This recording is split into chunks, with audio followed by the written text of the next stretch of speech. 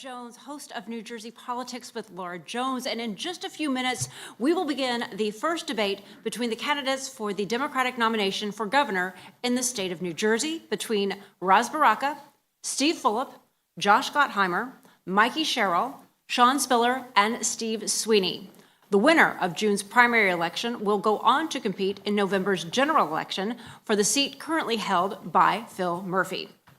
This debate is presented by Horizon Blue Cross Blue Shield of New Jersey and is sponsored by RWJ Barnabas Health, Prudential, and McCarter & English. The debate is produced by the New Jersey Globe, On New Jersey, and Rider University. Each candidate will have 1 minute to make an opening statement. After that, our panel will ask a series of questions related to state issues and the campaign for governor. Now, we realize that we could easily dedicate an entire debate to any of the topics covered tonight. But in the interest of covering as many topics as possible, we will keep the conversation moving along with our timeline. Respectfully, I ask the candidates to stick to their allotted time. If a candidate goes too long, I'm going to hold up my hand. If that doesn't work, I'll interrupt. If that doesn't work, I brought along my trusty bell, and I'm not afraid to use it. The questions this evening are coming from David Wildstein of the New Jersey Globe, Micah Rasmussen of the Rebovich Institute for New Jersey Politics at Rider University, and Joey Fox of the New Jersey Globe. Now, each candidate will receive roughly the same number of questions. Answers to questions asked directly by our moderators will be limited to 1 minute. We will permit back and forth between the candidates, limited to 45 seconds each. If one candidate is the target of an attack, we will provide 30 seconds to respond at my discretion. But just because your name is mentioned doesn't mean it is an attack. The microphones will be on, but we reserve the right to mute them if necessary. Now, my job is to be the moderator. It's not to take sides, not to give my opinion, so I'm going to moderate and keep this debate on course. I'm going to look to each candidate to make sure what their opponent says is based in fact. Candidates will have 1 minute for a closing statement. We conducted a draw with each of the campaigns to determine the order of opening statements, closing statements, and podium places. Right now, though, we're going to take a look at the candidates' campaign videos. I was a union iron worker for years, up on the steel, constructing buildings around New Jersey. If you knew me, you might have thought of me as a tough guy. But when our baby Lauren was born prematurely with Down syndrome, it turned my world upside down. Then I learned how hard it can be to get services for people with special needs. That's what turned me into a public servant. Lauren was a spark. She brought out the very best in me. That's why I ran for public office, eventually becoming Senate President, serving everyone in New Jersey. I'm so proud of what New Jersey has accomplished for people with disabilities, in education, in jobs, and in training and healthcare. But much more needs to be done. Everyone deserves a shot at dignity, respect, the job. Everyone. I've gotten a lot done for working people in New Jersey. A fair minimum wage that's indexed, so when costs go up, pay goes up. Family leave so parents can be there for their kids when it's most important, and sons and daughters can care for their elderly parents. We made marriage equality the law because love is love, but there's much more to do. If you want to, you should be able to work with dignity, buy a home, raise a family, and retire all in New Jersey. We need a tax system that works for New Jersey families and retirees, not big corporations. A first-class education system from pre-K to 12, and a constitutional amendment to protect a woman's reproductive freedom. Sometimes in life, we face setbacks. But New Jerseyans get up, we dust ourselves off, we get back to work, because that's who we are. I will always put New Jersey's kids, working families, and seniors first. You know that's who I'll fight for, because that's who I've always fought for. It's who I am, a fighter for those who can't fight for themselves. I'm running for governor because New Jersey's worth fighting for. Here in Jersey, two things are pretty universal. We love a great diner like this one, and we don't accept problems as they are. A big problem we have right now, things are just too expensive. I'm a problem solver, so as governor, I'll take on our affordability challenge and get things done for you. But first, let's pause for a minute. The election outcome was a horrible loss for America. Every candidate running for governor agrees. We need to stand up to Trump on the major issues, From healthcare to the environment to gun safety, every candidate shares the same goals. And on the issue of abortion rights, we will all stand up to Trump and his extremist attacks on women's healthcare. We must reinstate Roe. But there's one more issue that defines who I am and what I'll fight for. Jersey is now the 4th most expensive state in the entire nation to live in. And unlike everyone else in this race, I'm focused like a laser beam on the need to lower your taxes and lower your costs. Now, how do we get this done? I'm glad you asked. We'll need a real problem solver and a Jersey guy through and through. My mom was a teacher. My dad built a convenience store that he started in his basement. And my younger sister, well, she put up with me. Hey guys, what's going on? Josh has always been a doer and a problem solver. He loved growing up in Jersey. Bruce Springsteen, the Jersey Shore, Meadowlands, high school sports. He's the guy I wanted in my corner. When I was chair of the U.S. Commission on Civil Rights, I wanted Josh to come and work with me to combat discrimination. He stands up for what he believes, and you can count on him to deliver. Josh has worked on campaigns. He's worked in government. He's worked at Ford and at Microsoft. Josh decided to run in a district that was really, really Republican. I said, there is no way he's going to win. And lo and behold, he won. In Congress, Josh created the Problem Solvers Caucus, a bipartisan group working to find solutions. He led the fight to pass Biden's infrastructure bill, passed a new law to strengthen gun safety, expanded the child tax credit, expanded Obamacare, and lowered the cost of insulin. All the experts said New York's congestion tax was a done deal. Josh fought back to kill it. If they try to bring it back, he'll fight New York again. Thank you. Right now, here in Jersey, we have an affordability crisis. In my campaign, affordability for Jersey and for you will be job number 1. For starters, here are 3 ideas to help make Jersey thrive and make life more affordable. Let's get our property and income taxes down.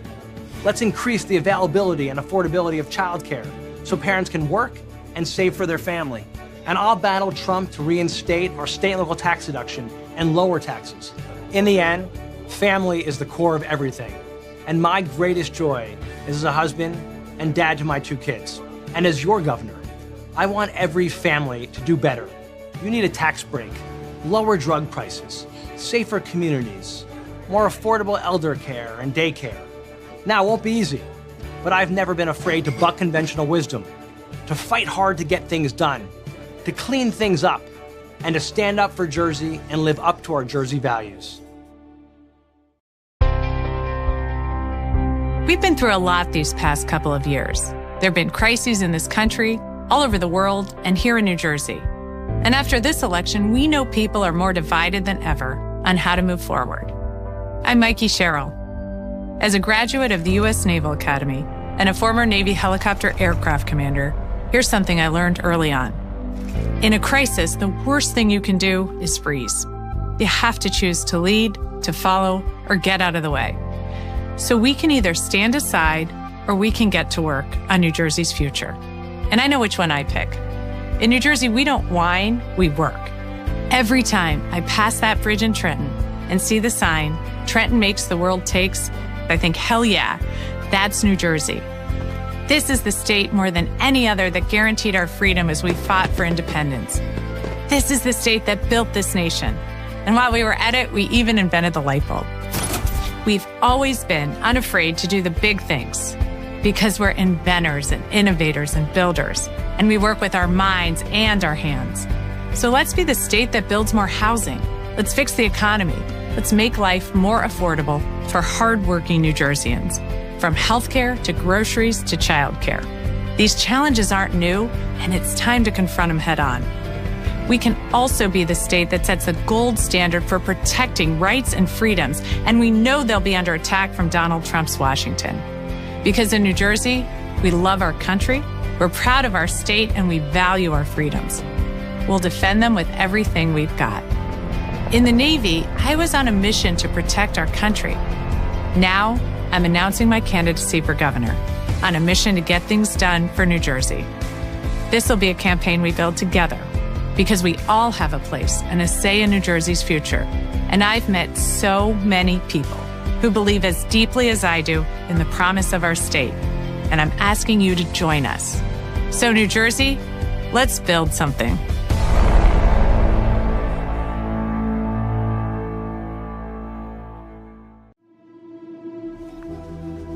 Most people don't expect a high school science teacher to run for governor because working folks aren't supposed to be able to get into positions where the decisions are being made. This is the system, this is the way it works, and this is the way it has to keep working. Everybody feels you're running twice as fast on that treadmill, but you're not getting any farther ahead. We have a chance to say, we want better, we want more, we want our fair share. Nobody's ever going to do this for us. You've got to fight for it. We've got to fight to make sure it's the New Jersey we want to live in. I'm Sean Spiller. I'm running for governor because I think it's important that our voices are in the room. The son of immigrant parents, I've been fortunate enough to become an educator and impact kids each and every day. I get to drop my kids off at school every morning. I've risen to the rank of president of one of the largest unions in this state. There were so many times where we pushed back against something that was the difference between, someone being able to support their family or not. I've become mayor of the town that I live in, passing rent control, making sure that everybody can be part of that American dream.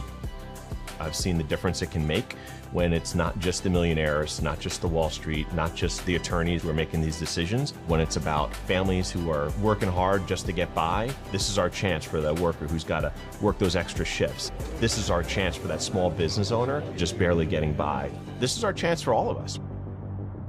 As governor, we want to keep supporting our children, right? And that means supporting our schools.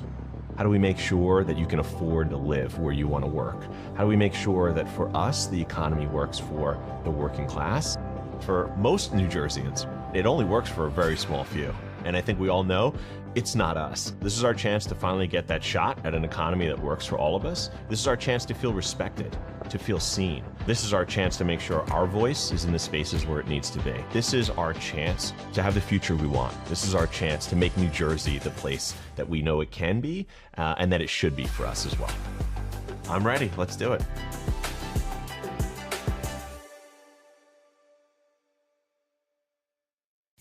Dear New Jersey, 10 years ago, I was elected mayor of Newark to take on some of the biggest challenges. We targeted intractable violence by reducing it to a 60-year low. Violent crime in Newark is down. We challenged the wealth gap by building the state's only land bank and offered residents homes for $1 with affordable mortgages. We built affordable housing and reduced homelessness by 57%. We were the only city in the nation to change all of our lead service lines at no cost to residents. And we expanded high-speed, low-cost broadband. We reformed our police department and have attracted over 1,000 new businesses to our city. Newark is riding a new streak, logging an overall drop in violent crime and the lowest homicide rates for the city in more than 60 years. But New Jersey, I need your help with something much greater and more impactful. This is why I'm throwing my hat in the race for governor of the state of New Jersey. I would like you to help me to build a broad-based coalition of families across our great state. We want to expand beyond zip codes and not be held back by race and nationality. We want to reach across religion and how people identify themselves. We want to reimagine a New Jersey with a future more certain and more just than our past, rejecting the divisions of the present and build a state for all of us that protects us all. We fight harder for equity. We fight harder for justice. We can't sit by and watch other people beaten and oppressed when we know what it feels like. That means women's health care decisions, educating children, not jailing them, an economy that doesn't burden working families to make it easier for the wealthiest in our state. We can create a brighter economic and educational future. Join me to build a garden state, not just because of our landscape and flowers, but because of the communities and families we build of many different colors and many different languages. They want us to believe it's extreme to make corporations pay their fair share, to help shoulder the burden of the high expenses in this state, to pay more than what working families must pay. They want us to believe all of our problems are so different, but if you can't pay your rent on Court Street, the outcome is the same if you can't pay your mortgage in South Orange. A state where the promise of democracy has a chance to reach us all.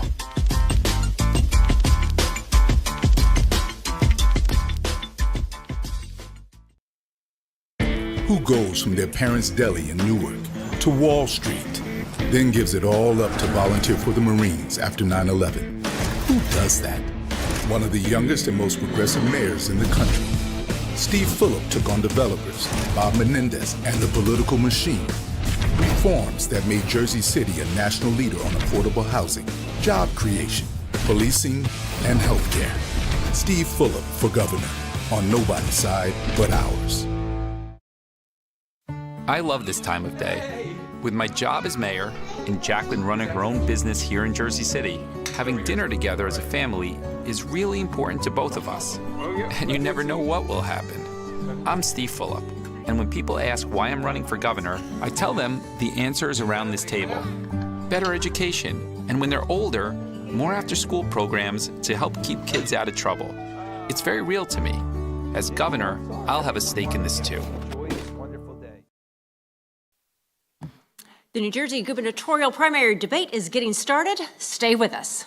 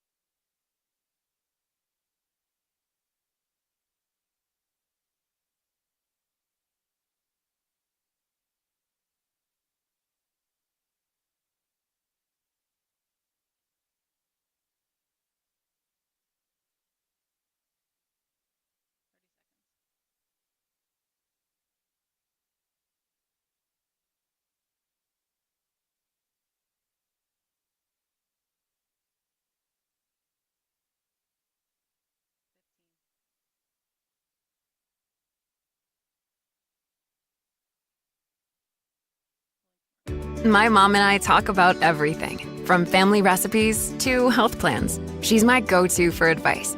When I was choosing a plan for Gina and myself, she suggested Horizon Blue Cross Blue Shield of New Jersey. Mom has been a member since before I was born. A lot has changed since then, but Horizon has always been there. They focus on our overall health, including dental and vision plans. My family is what matters most to me, and I have peace of mind knowing that we're covered by Blue. No one plans on heart disease, but everyone should have a plan for it. We help patients of all lifestyles and medical histories plan for healthy hearts. We offer convenient screenings without judgment, hundreds of preventive programs, and women's heart specialists. And we're the largest cardiac surgery program in New Jersey.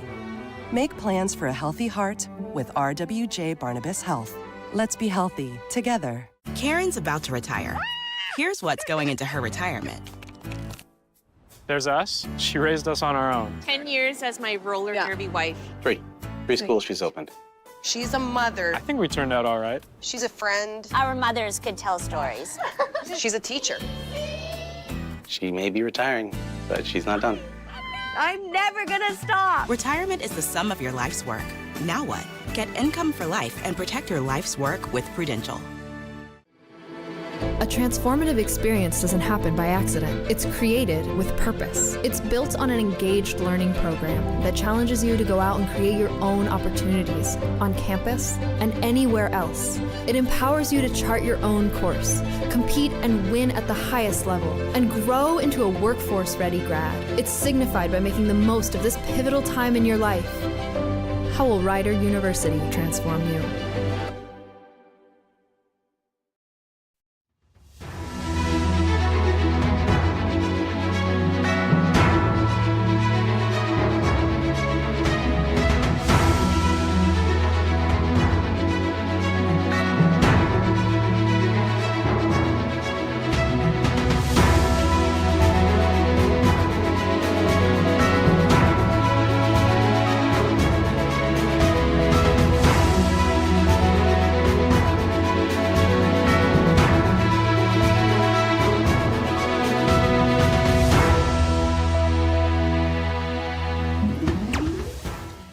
and welcome to the Democratic New Jersey gubernatorial debate presented by Horizon Blue Cross Blue Shield. I'm Laura Jones, and tonight we are bringing you the first debate among the Democratic candidates vying for the nomination for governor of New Jersey. The winner of the June primary will advance to the November general election, aiming to succeed Governor Phil Murphy. Tonight, we are coming to you live from Rider University in Lawrenceville. This debate is presented by Horizon Blue Cross Blue Shield of New Jersey and is sponsored by RWJ Barnabas Health, Prudential, and McCarter and English. The debate is produced by the New Jersey Globe, on New Jersey, and Rider University. Join us this evening. Here on the stage are 6 candidates, and we do have a live studio audience. We are going to ask the members of the audience to refrain from making noise, including clapping or other audible reactions during the debate. Now, as I introduce the candidates, there will be one time and one time only you're allowed to break those rules, and that is to show your appreciation with applause for the candidate. And that is now the time to welcome our candidates to the stage. First up, Steve Sweeney, former president of the New Jersey State Senate.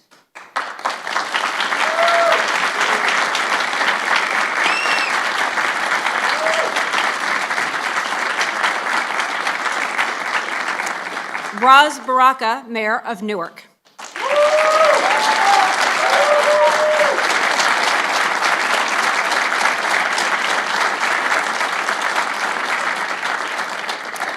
Steve Fulop, Mayor of Jersey City.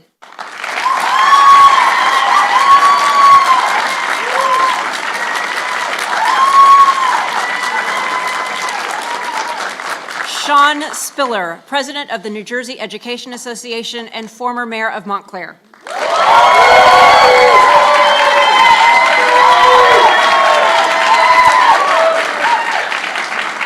Mikey Sherrill, U.S. Representative for New Jersey's 11th Congressional District.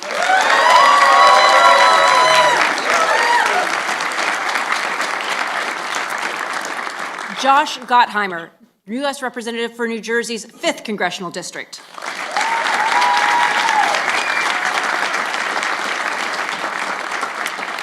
And we welcome the candidates. Joining me on the panel is David Wildstein, editor of the New Jersey Globe, Micah Rasmussen, director of the Rebovich Institute for New Jersey Politics at Rider University, and Joey Fox, congressional correspondent for the New Jersey Globe. Now, we've gone over the rules of the debate and have a lot of questions to get into, so we're going to jump right into opening statements. Mikey Sherrill, you won our candidate draw and will go first, followed by Steve Sweeney, Sean Spiller, Josh Gottheimer, Raz Baraka, and Steve Fulop. Mikey Sherrill, you have the floor, 1 minute. Well, thank you so much. Thanks to New Jersey Globe, On New Jersey, and Rider University for hosting tonight. I'm Mikey Sherrill. I have a different kind of experience, so I'll be a different kind of governor. I went to the United States Naval Academy. I served for almost 10 years as a Navy helicopter pilot. I then went on to serve again at the U.S. Attorney's Office. And I've got 4 great kids, and now I'm in Congress, making sure I'm delivering for you. In fact, I've been named the most effective member of Congress from the New Jersey delegation. So I'm not going to put up with the status quo. I'm going to get things done. When you know who I am, you know who I serve. You know who I work for. It's you. So let's build something. Thank you very much. Steve Sweeney, you're next. And again, thank you, Rider, the Globe, for putting this together. My name's Steve Sweeney. I'm a union iron worker, and I think I took a little bit of a different path to this place where I'm at today. Right out of high school, I went to work as an iron worker, and on my way, my journey, I had a daughter born with a disability, and it changed my world overnight. It made me determined to look after the person that doesn't have the voice, people that are looked at and are looked over at all times. So, you can complain about things, or you can do something about it. Well, I did. I ran for office to be an advocate for those people, and like my daughter, and was very successful in helping them. But also along the way, my father always taught me, look out for the little guy. Always look out for the little guy. And that's why we raised the minimum wage, and we did paid family leave and earned sick leave. We did things that make a difference in people's lives. So I took a little different path than everyone up here, but I'm thrilled to be here. Thank you. Sean Spiller, you're next. Thank you. I'm running for governor because this is our chance to do things differently. In this state, we've seen for far too long where folks often are serving those who fund their campaigns, the uber rich and the ultra wealthy. And we know this is our chance to fight for folks like you and me. We know who is in those back rooms making those decisions, and we know it's not us. That's why I'm running for governor, to change that, to make sure that our voices are heard, to make New Jersey affordable, to bring down the cost of housing and health care and child care, and yes, to protect every family from the disaster that's in the White House. But we're not going to do that by doing the same old things in the same old ways. We've got to do that by changing things. I say this as a science teacher and as a coach. I say this as a son of immigrants and an immigrant myself. I say this as a black man in America raising 2 young boys. And I say this as somebody who's dedicated my career to fighting for teachers, educators, parents, and most importantly, our kids. Now, I may not be the handpicked candidate, but I am looking to be your candidate and your governor, because this is our chance. Thank you. Josh Gottheimer, you're next. Thank you to the Globe, and very grateful to Ryder for having us. I just finished my 21-county tour of diners across Jersey, and I'll tell you, booth after booth, I'm hearing the same thing. Jersey's just too damn expensive. And families are saying to me, I want to stay here. I want my kids to be able to afford to grow up here and be able to raise their families here, but we just can't afford it. Between property taxes and child care costs and the cost of food and health care and utility bills, it's killing us. And I get it. I want everyone to be able to be here because we love Jersey. So what we're going to do is we've got to make Jersey more affordable. That's why I'm running as the lower taxes, lower cost governor.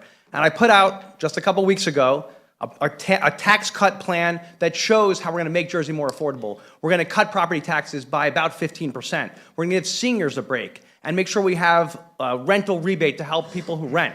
And we're going to do everything we can to grow our state and bring more jobs here. We can do this. I'm a problem solver. People will say this is impossible, but that's the wrong attitude. We can get this done, and I have a long record of solving problems for our families. Thanks so much. Ross Baraka, you're next. The wealthy in this state have bankers, lobbyists, big law firms to represent their interests. The rest of us depend on the governor of the state of New Jersey. I don't come from a wealthy family, a big law firm. I'm not being funded by special interests with a $35 million piggy bank.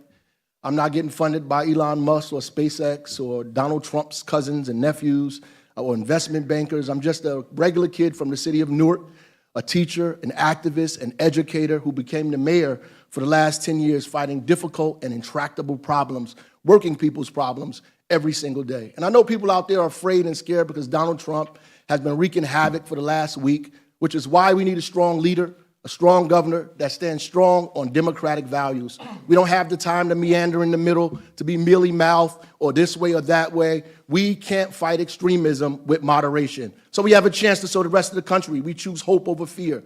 We choose our future over our past. We choose Ras Baraka, a strong leader, a problem solver, a Democrat for governor of the state of New Jersey.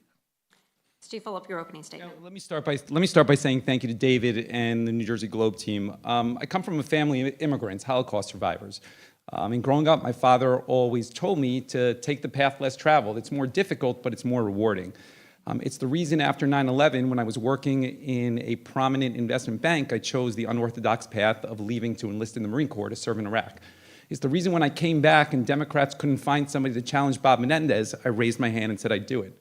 It's the reason in 2005 and 2013, I ran outside the political establishment to change how a council person works and how the mayor works. And Jersey City has been demonstrated as being a leader on social services, on economic issues, on criminal justice reform.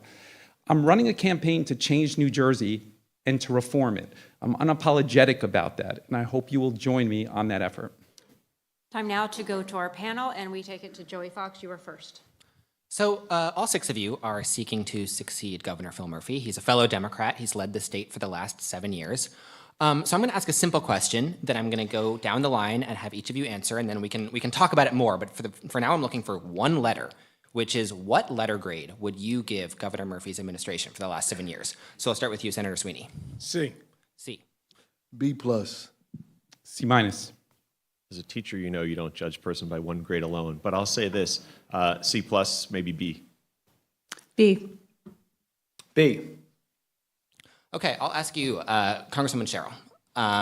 You gave one of the highest grades here. What What's your thinking? Why would you think that Governor Murphy is a B governor?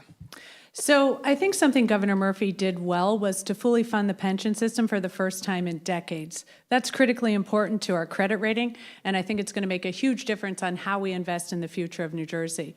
What I'm less happy with is the state of New Jersey transit. We've just been through the third summer of hell, and I think we need innovative ways as we look forward to how we are going to fund this, how people are going to have a better rail experience, but also a better experience on our roads and in our bus service as well. Senator Sweeney, you gave a lower letter grade there. Well, I worked with Governor Murphy, and look, a C for me is a good grade, just so you know. Okay, but my point is, to what Congresswoman Sherrill said, New Jersey Transit's a wreck, and too many people depend on it. It needs to be fixed. I give the governor a lot of credit for signing the corporate business tax to invest in New Jersey Transit. There's one big problem. They didn't constitutionally dedicate it. And knowing how the budget process works, that money will be gone in 3 years, mark my words, if it's not dedicated.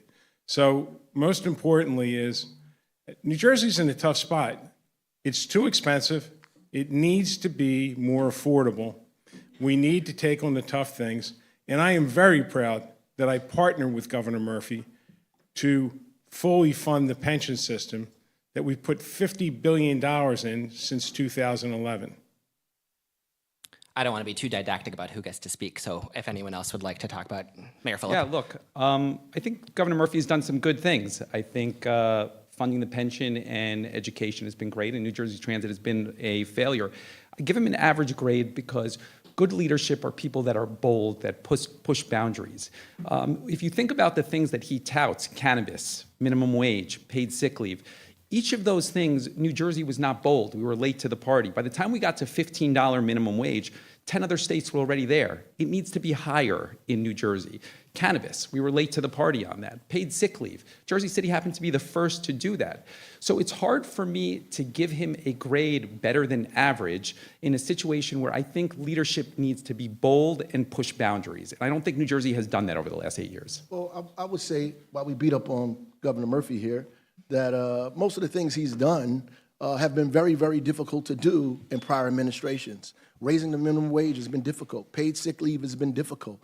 Making sure that prisoners had a right to vote when they came home from parole or probation. Making sure we fight for equity, a public bank. All of these things are incredible things that could not have happened administration before that. And many of these folks were there. Were there when it couldn't happen. Were there when the ball couldn't be moved, when the obstacles couldn't be removed. They were there watching these things happen and are critical of Governor Murphy for doing the things that they couldn't get done while they were there. And so the reality is, to me, that we ought to give him what credit is due.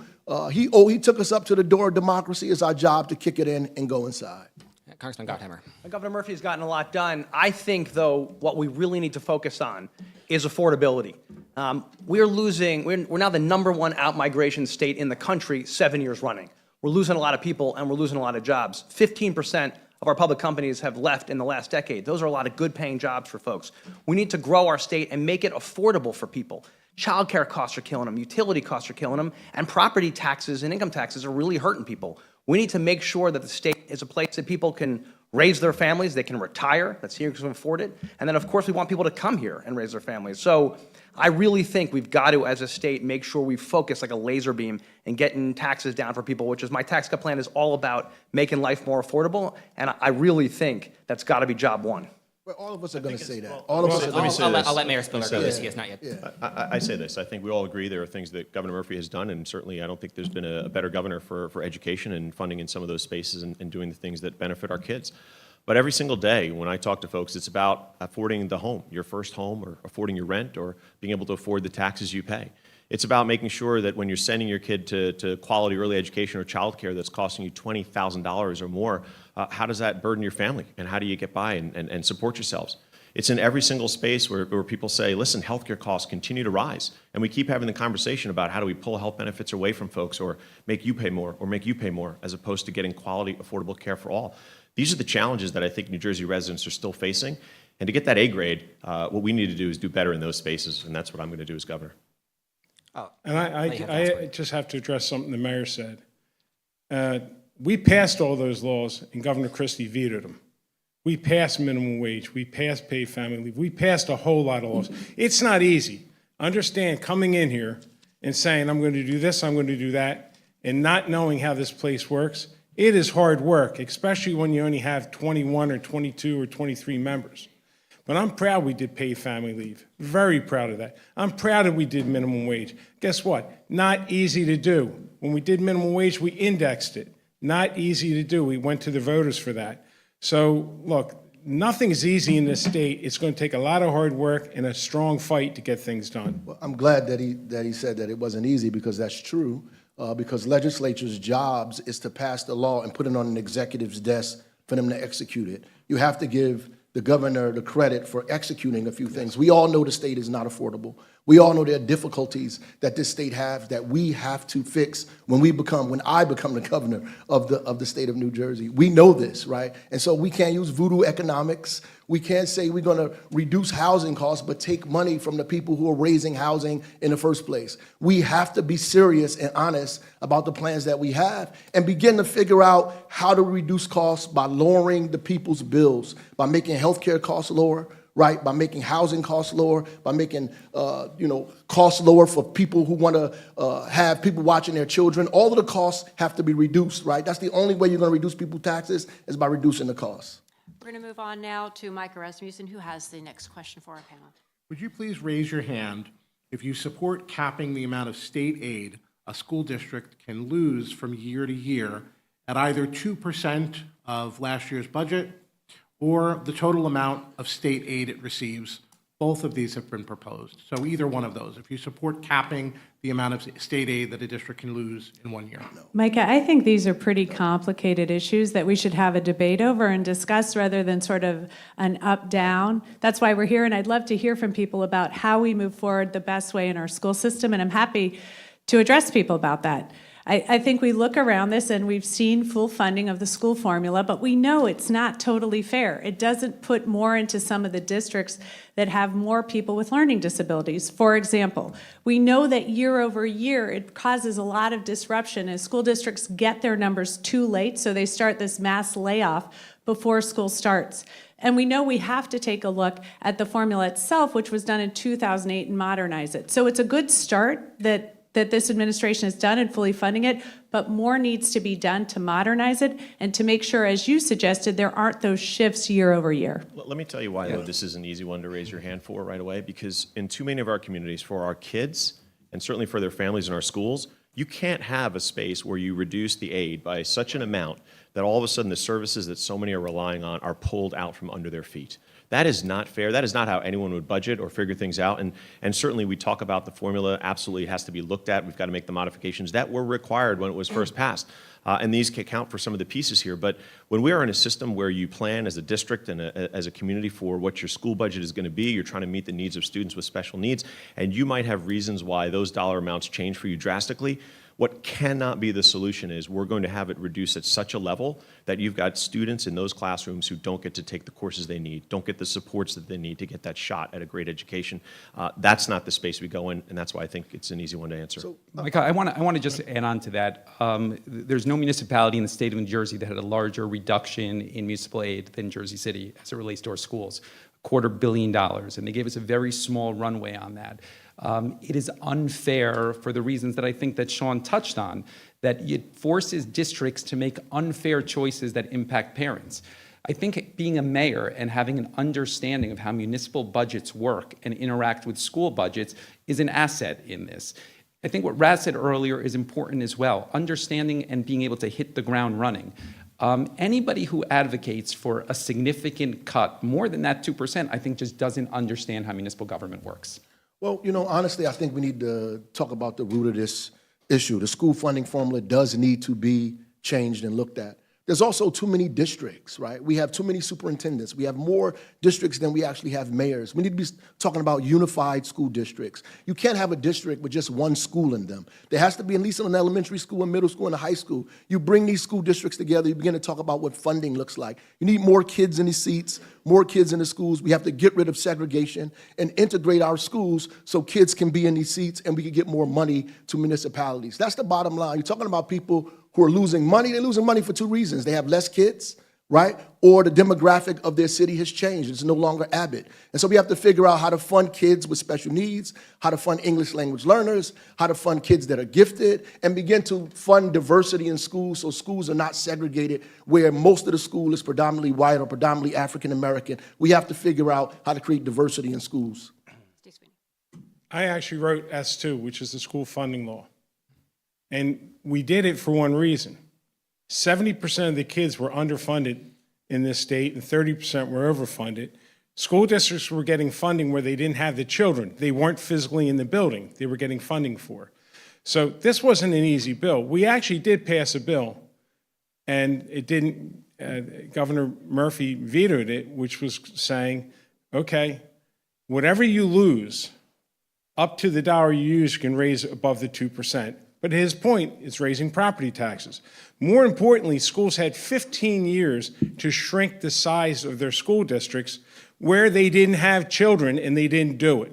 Now they're complaining about it, I understand, but what's fair is the money following the child, and we need, since I did the bill, 5 months. I mean, every 5 years you need to re-examine the formula. Well, what about that? Can I ask you a follow-up, and you can combine them together? Sure. So what about Senator Sweeney's idea that districts should be able to exceed the 2% cap on property taxes to meet their local fair share? I think the bigger issue that we should talk about is not just fixing the formula, which I think is critical, as everyone's talked about, but also we need to be looking at, and I think this is critical, at what do we do to make sure that we have, as Governor Murphy talked about, all-day kindergarten everywhere in the state, but also universal pre-K. We have so many kids who are going into school who are not prepared, who are not ready. To me, this is a huge priority, and it will be a huge priority of mine as governor, to make sure all of our kids have a chance to be prepared. If we invest in the front end, it pays off dividends forever, not just for them, but for our economy. It'll make our state stronger, right? And we are a great state. And we've got the best schools in the country and the best educators. We should be very, very proud of that fact. And we got to keep making sure, because people come here for that reason, that we have the best schools for everyone. Well, not all of our schools. Some of our schools are 3 or 4 miles away from schools where half the third graders can't read on grade level. The inequity in the school district resembles the inequity in this state. Right. The reality is the social determinants that make it difficult for kids to start school early, like having quality housing at a cost that they can afford. You can't get money from Blackstone and BlackRock, who driving prices up in the markets, making it difficult for people to buy housing, driving homelessness up 24% in the state, and then say you want kids to start school ready to learn. They have to be able to start school in a home with a roof over their head and food in their belly in order to start school ready to learn. Universal pre-K is right. But before we get to universal pre-K, we need to be talking about how do we put kids in seats. The seats are empty because these districts are segregated and they're by themselves. We need to widen those districts, join them with other districts, and fight desegregation in this state. I want to just say something about the DC. But both He's things right. can be true. I'm just going to one thing, Sean, real quick. I'm going to say 2 things on that. Hopefully. Steve Sweeney was next. Listen, I think everyone here has to agree pre-K is extremely important. I would tell you we need to take it down lower, to a lower age, because there's been proof children do so much better. My daughter was 2 pounds when she was born. She has Down syndrome. She did early intervention. My daughter, who had Down syndrome, was learning as a baby. 85% of your brain develops from birth to 5 years old. The sooner we can get these kids, the better they are. In their studies, these children are more prepared for life. Their 20% score, their test scores are 20% higher. And Governor Murphy should be given a ton of credit for expanding pre-K, which was only a dream when Senator Ruiz and I was talking about it in 2015. Governor Murphy actually made it happen, and I can't thank him enough. Keeps going up. His grade is going up. Well, I have to recognize it, man. Hey, good is good. I wanted to say we agree on universal pre-K, and we agree, and hopefully it's a good segue on desegregation of the schools to talk about housing and how that is part of the conversation as it relates to desegregation. I want to say also on the school funding formula, all of us will agree that it needs to be changed. But the problem in Trenton is when you put the formula forward and it's undermined by the politics. So when somebody reduces their funding or they have a reduced amount of funding and political people complain and is reimbursed the following year, it undermines the integrity of the entire equation. And I think that's part of the problem in Trenton that needs to change. Yeah, look, what I was going to say before is that both things can be true. When we talk about having the best schools in the nation, We absolutely do. It's because we have the best educators, we have the best partners and parents, we have the best students who are working hard each and every day. But we know that it is not the same in every single one of our zip codes, but we have to be honest about in our conversations about what are all the reasons. Our schools are a reflection of our communities in so many ways. And when we've under-resourced our communities, taken jobs out and opportunities away, when we don't have the opportunity for parents to be able to help and support their students because they're working that second, third, fourth job, all of these challenges when students can't come to school with the meals in their bellies, ready to learn, or don't feel safe and protected, these things have an impact. So when we talk about this, I think more broadly, we have to say, as people would often criticize me saying, hey, listen, you're a teacher, stay in your lane, talk about reading, writing, math. I'd say, no, we've got to talk about these other pieces as well, because if we want to see that quality education that we know is there and available and needs to be supported in every single one of our communities and schools, we've got to support the drivers that impact it and make it so hard for that to happen. Both of them Thank you. We're going to move on. We're going to move on now to David Wildstein for our next question.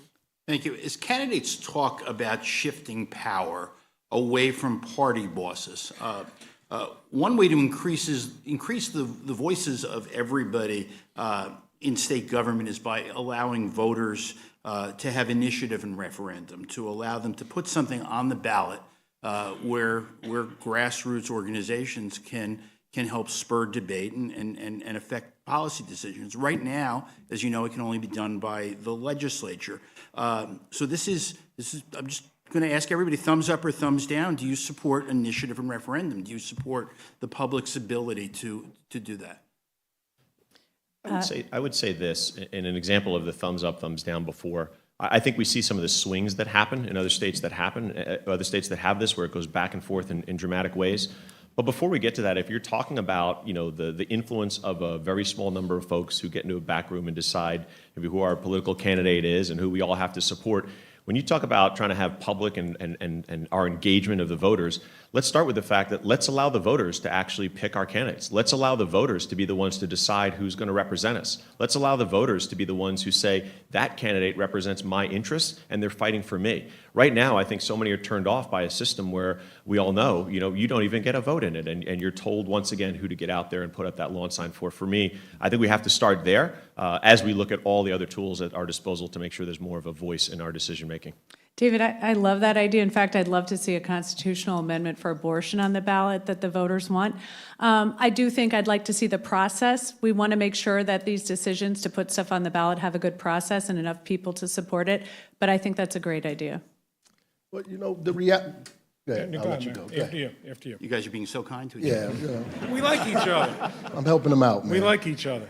The reality is, ultimately, it's based on the people in charge and how they see the problems that the folks in New Jersey have. I don't think they see the majority of the folks in New Jersey. That's why they're interested in making laws or making policy with a few people, because they don't see the issues that we have. Most people in New Jersey are invisible to these folks. That's why we're arguing about should people who make $500,000 or more get a tax break when most working families don't. That's why we're saying we should put abortion on a referendum, and not just saying that, but also talking about equity. The fact that African American women die 7 times more in hospitals than anybody else. It don't matter how great the bill is if we don't have access to health care, if we don't have access to the same resources that everybody else has, then it doesn't matter at all. And yeah, schools are the same in certain neighborhoods, in certain communities. The reality is the people in power are making decisions that do not affect the majority of the folks in this state.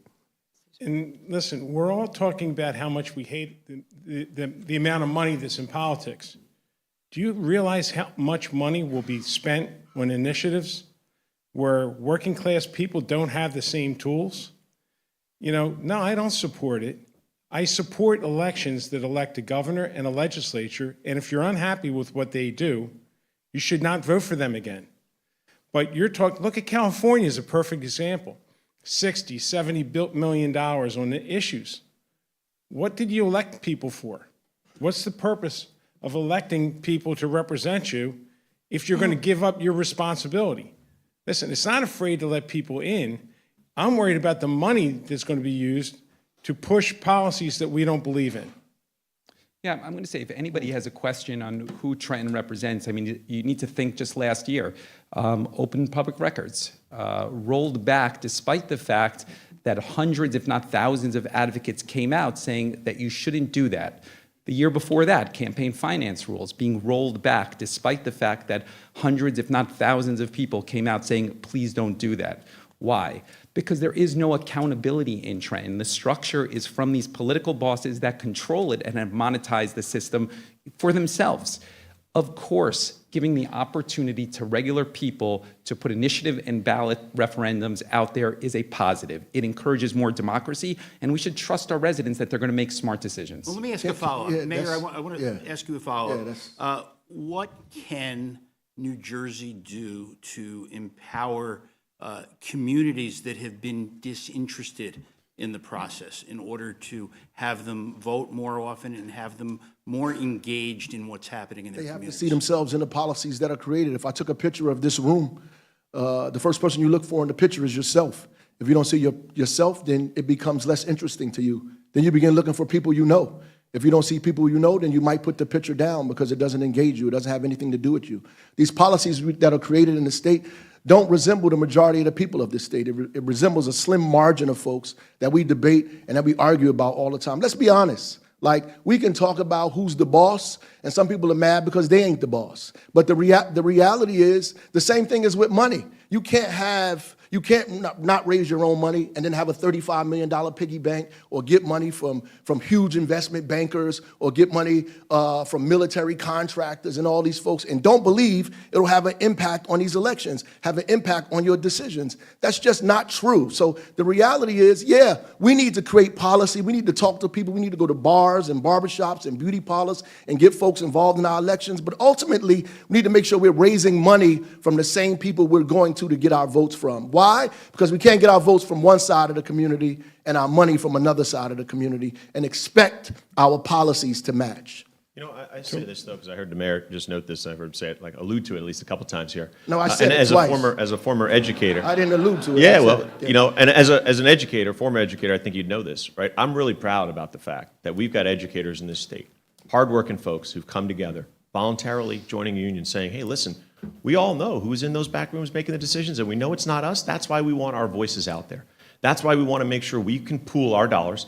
They'll never compete with the Elon Musks and the other millionaires, billionaires, Wall Street, big oil. You go down the line.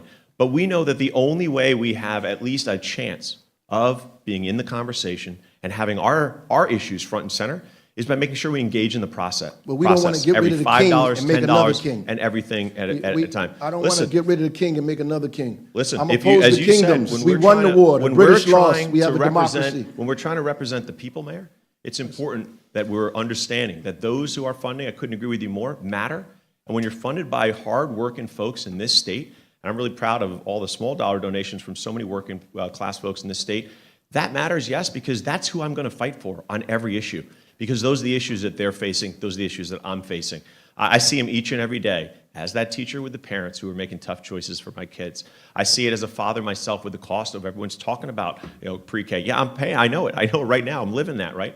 I'm talking about the folks who say, I can't afford that housing, done something about it in Montclair, right? These are the conversations that every single one of those folks you're referencing is dealing with each and every day. And I'm proud of the fact that they've come together to say, we're going to support somebody who finally speaks for us, as opposed to the Wall Street, the rich, and everyone else. So before we go ahead, Senator. You know, here's the point. I'm a union iron worker.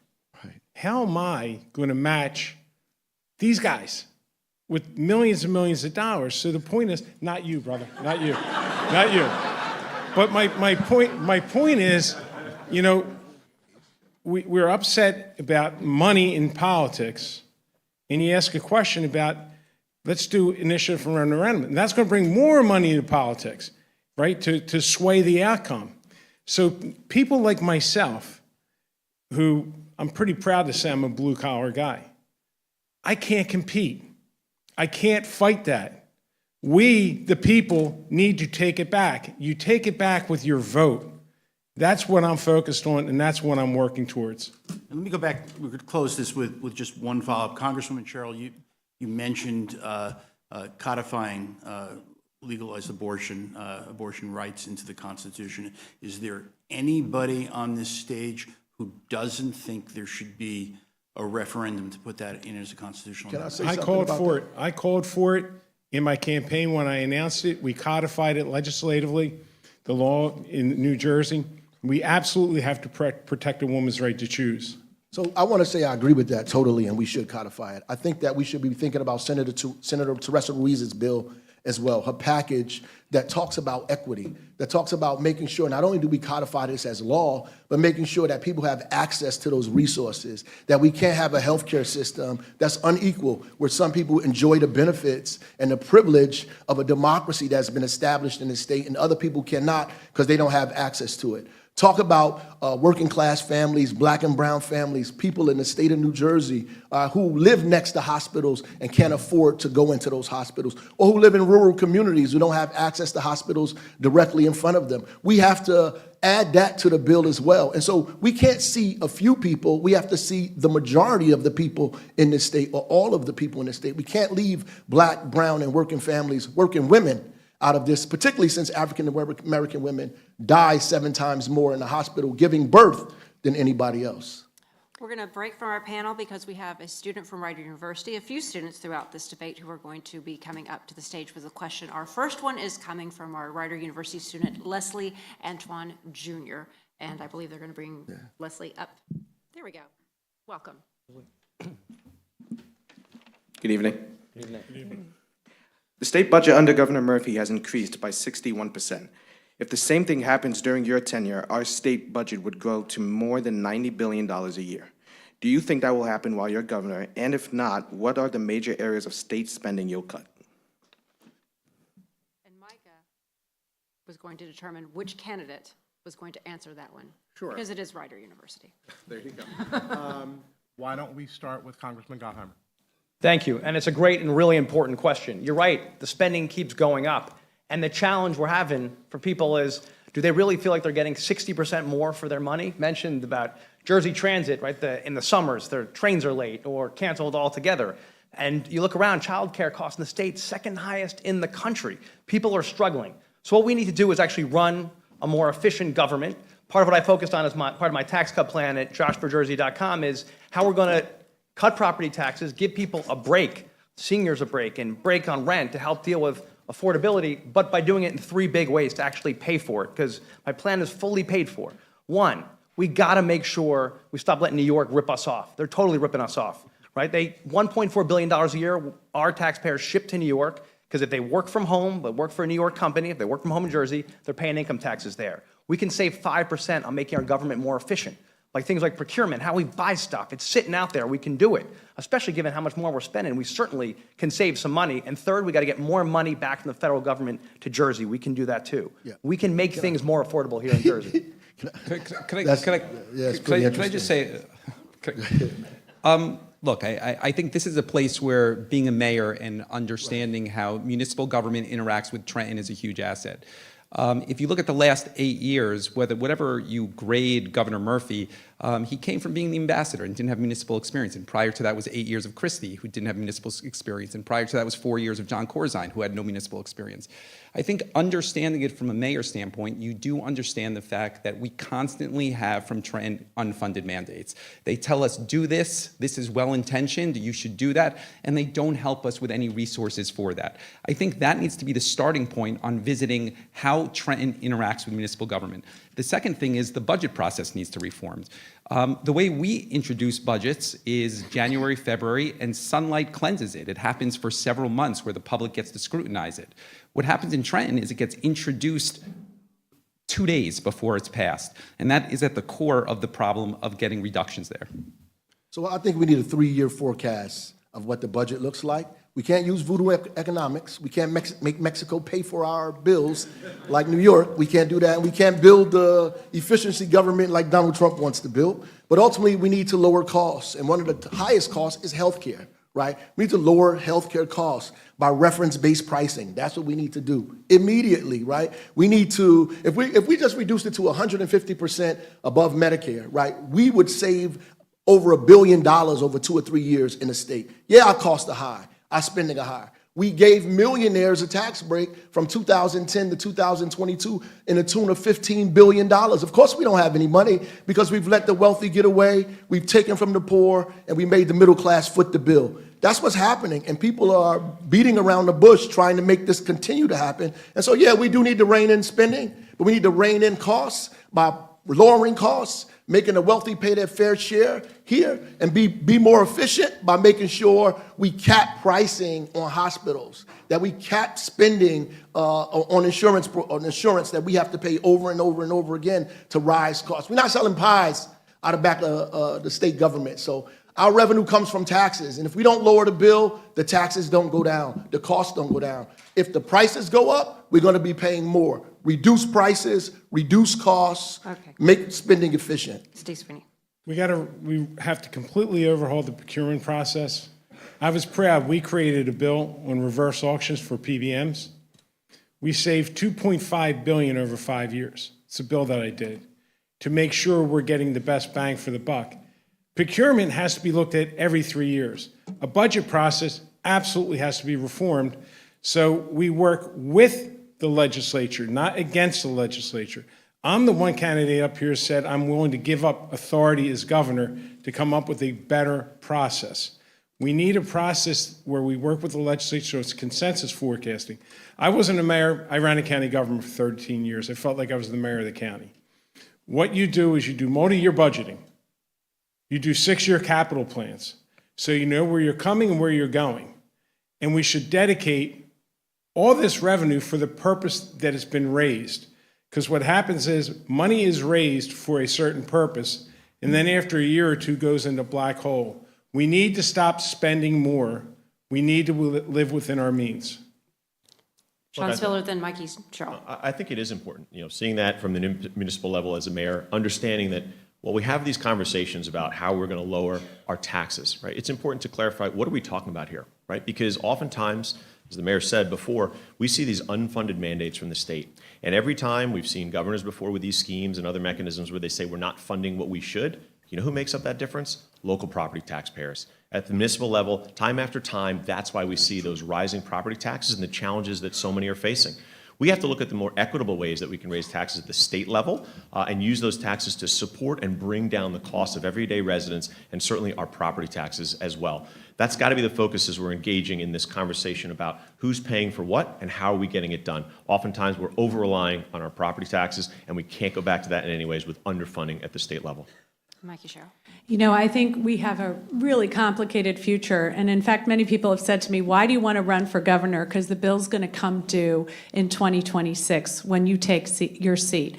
And that's because I want to bring new leadership and fresh ideas to Trenton. We can drive in federal money. I've driven in over $50 billion, including for funding of the Gateway Tunnel project, including for making sure we're funding flooding in my district, making sure we're flooding mental health issues. I'm sure all of the mayors up here have appreciated the federal money we've driven into this state to fund many of the things that they most care about. That's really important, but we've also got to address and attack the state budget system, which is going to involve an independent auditor for our state health insurance program. It's going to involve making sure that we have more transparency. We're going to have to make sure that we have people paying their taxes like we did in Congress when we funded the IRS.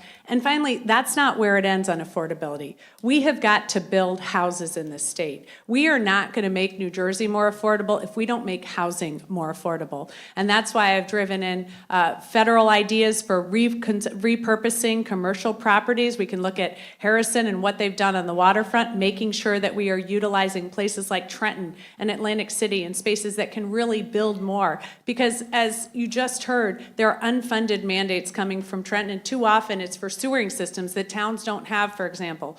We need to come up with innovative ideas as we look to drive down costs for New Jerseyans. Josh Gottheimer, then Steve Sweeney. Then we'll excuse our student. Oh, sorry. Thank you so much. Thank you very much. I just want to add one point, because several people are talking about how they want to raise taxes, or that we can't do this, that we can't get costs down, that we can't lower taxes for folks. This is a problem we can solve. We can't throw up our hands and say we can't do this. We can solve this problem, right? We can make housing more affordable. We can build more housing and make sure we actually get more supply out there for workforce housing, for senior housing to help families out. We can make sure we get the cost of childcare down. We can do these tough things if we actually take them on and are willing to make tough decisions and solve problems. Listen, in D.C., right, over these years, when people said to me, you can't solve that problem, we got the bipartisan infrastructure bill passed. I helped write that and pass it. It's now building the Gateway train tunnel and fixing our roads and bridges. We expanded the child tax credit. We took on climate change, now the largest investment to fight climate change ever, right? And we even got common sense gun safety legislation passed. These things people said were impossible. We can do these things if we focus on it and put our mind to it, we can do it. I couldn't agree anymore, Josh. But with all due respect, expecting more federal money from this administration is a pipe dream when they're trying to clear it back. We got to fix our own problem because Washington is not going to help us. You know, Washington, we introduce lots of bills, we make lots of promises, and it doesn't happen. I'm not blaming the members up here. I'm just blaming Washington itself. We cannot expect Washington to bail us out. Unlike Washington, where they just say, hey, leave the mint work overtime, print more money, and what's the deficit, 30-some trillion dollars? We have to balance a budget year in and year out. It's a different animal. But we can do both, Steve, right? You would agree? We could fight to get more money back to Jersey, cops, for firefighters. And by the way, those are dollars we get back when we fight for them. And you can do both. Right? Josh, I agree. We can do both. We can absolutely fight for it. But knowing what's going on in Washington right now, please, you're both in Congress, bring it back. I'll cheer you both on when it comes. Leslie, thank you very much for your question. I know David Wildstein has a follow-up. I just want a quick follow-up, and we'll be very quick on it, but any conversation about the state budget has to involve a commitment to fully funding state pensions. So this is going to be the kind of question you all love, which is the pledge. There's three camps. You're either, yes, I will pledge to fully fund the state pension, no, I will not, or third is I'm undecided. So why don't we just quickly go down the line? I'm proud that I was the sponsor of the bill that got the funding to fully funding. Prior to us changing the law, the state of New Jersey over the previous 20 years spent $3 billion over 20 years to fund the pension. Since we changed the law, $50 billion up to today. I'm pretty proud of that accomplishment. I would say yes, and I think we should have a 3-year forecasting with the legislative branch and executive branch, making sure we solve for the pension, school funding, and property tax relief, that we build everything around that and bring an outside party in to sit with us and figure out how to get this done. I walked in the City Hall with a $93 million deficit. Workers were being laid off, being furloughed 1 day a week, every day.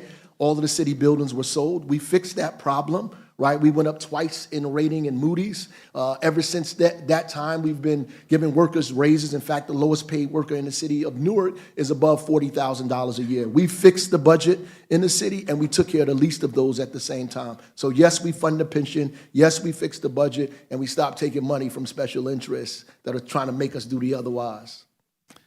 Yes, and I would expand that. In New Jersey, there's one municipality that has its own pension system and is also part of the state pension, and that's Jersey City. I have a track record of funding the pension every single year because we prioritized it.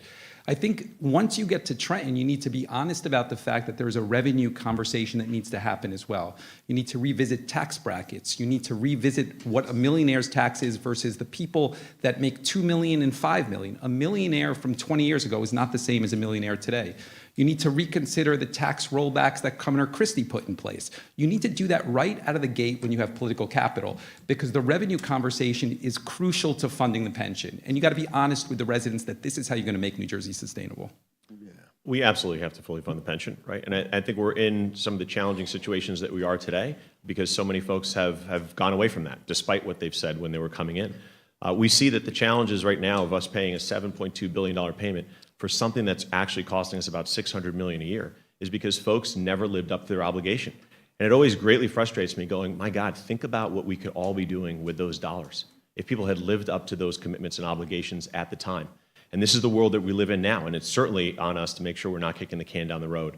But I have to say this, as somebody who's been a mayor of a town that's reduced our debt by over $60 million, has a AAA bond rating, and making sure we've reinvested those dollars into our community to help provide the supports that our residents and our businesses need.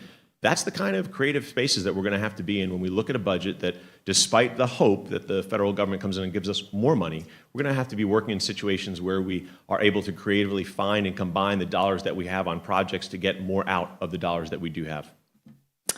Well, this is why I brought up Governor Murphy's fully funding the pension as one of the things I really agree with, because we know that for years other governors kicked the can down the road. So that has left us paying over $7 billion a year for our pension system, which with right next door, New York, only paying $1.5 billion for a far larger pension system. We saw in the last administration, our credit rating dropped 11 times. It's already been going up several times. That's the cost of borrowing. That's investment in our schools and our colleges and universities. So we have got to figure out a path toward continuing to fund the pension system, or we're mortgaging our kids' future. And I think we all know what a Republican governor would look like in this instance. And once again, really mortgaging our kids' future on the backs of the workers. We have to make our pension obligations. It's key to our economy, and if you don't, it ends up costing everybody in the state a lot more. It's why in my tax cut plan, we pay our pensions, and on top of that, noting that we have the highest property tax in the country, we offer a property tax cut and a middle-class income tax cut. Why? Because overall, we've got to make Jersey more affordable for everyone, and we've got to make sure people can afford to live here and retire here and come here, and making those pension payments is key to that.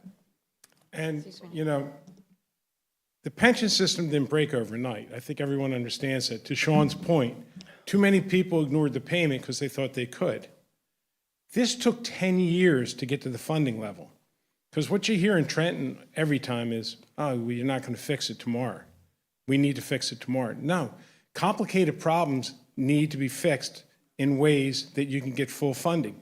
Like I said, I got branded not very nice for fixing the pension system. But you know something? When you're a leader and you're sitting in that seat, you got to make that decision. You can't ignore the responsibility to the people that you promised the pension to. So I'm proud of what we were able to do, and I'm the only one up here that has a plan that can bring back the COLA, and it's a real plan. Okay, we're moving on with our panel. Joey Fox, you have the next question. So as evidenced by an ICE raid in Newark last month, Donald Trump's administration is clearly going to follow through, or at least try to follow through, on its promise of widespread deportations of undocumented immigrants. So this is going to be a loaded question, but we're going to have time to talk it through.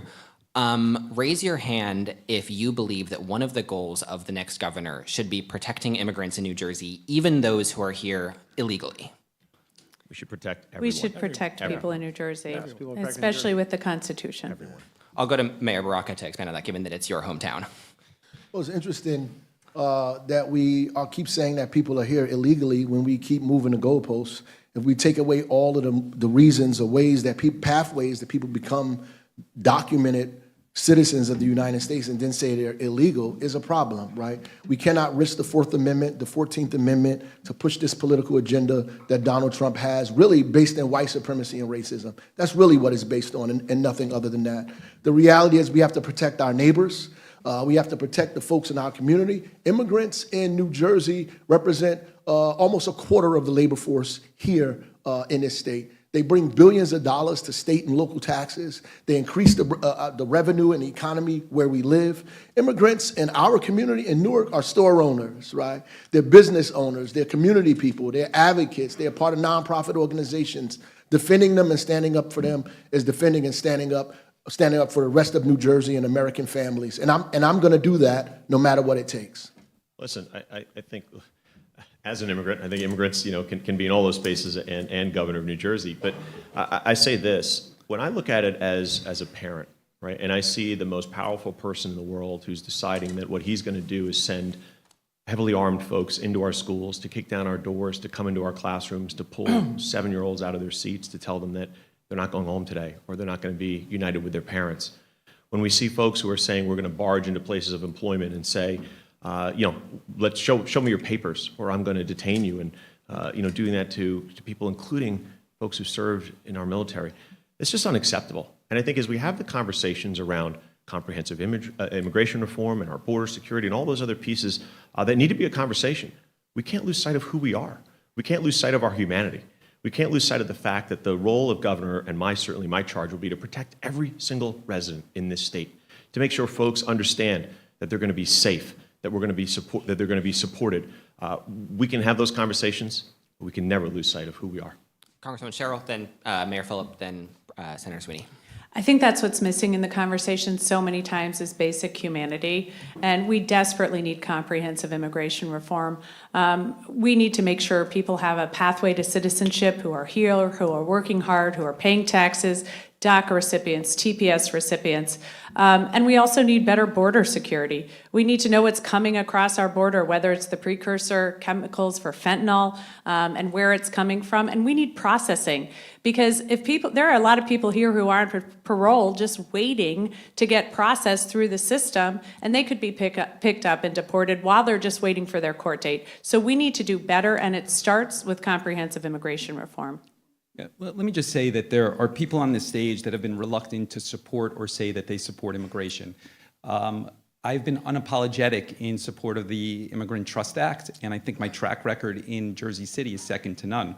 We are the only nationally accredited immigration office in a municipal building in the country that we started. We've been at the forefront of the refugee program in Afghanistan and Ukraine. I'm passionate about it as a family of immigrants.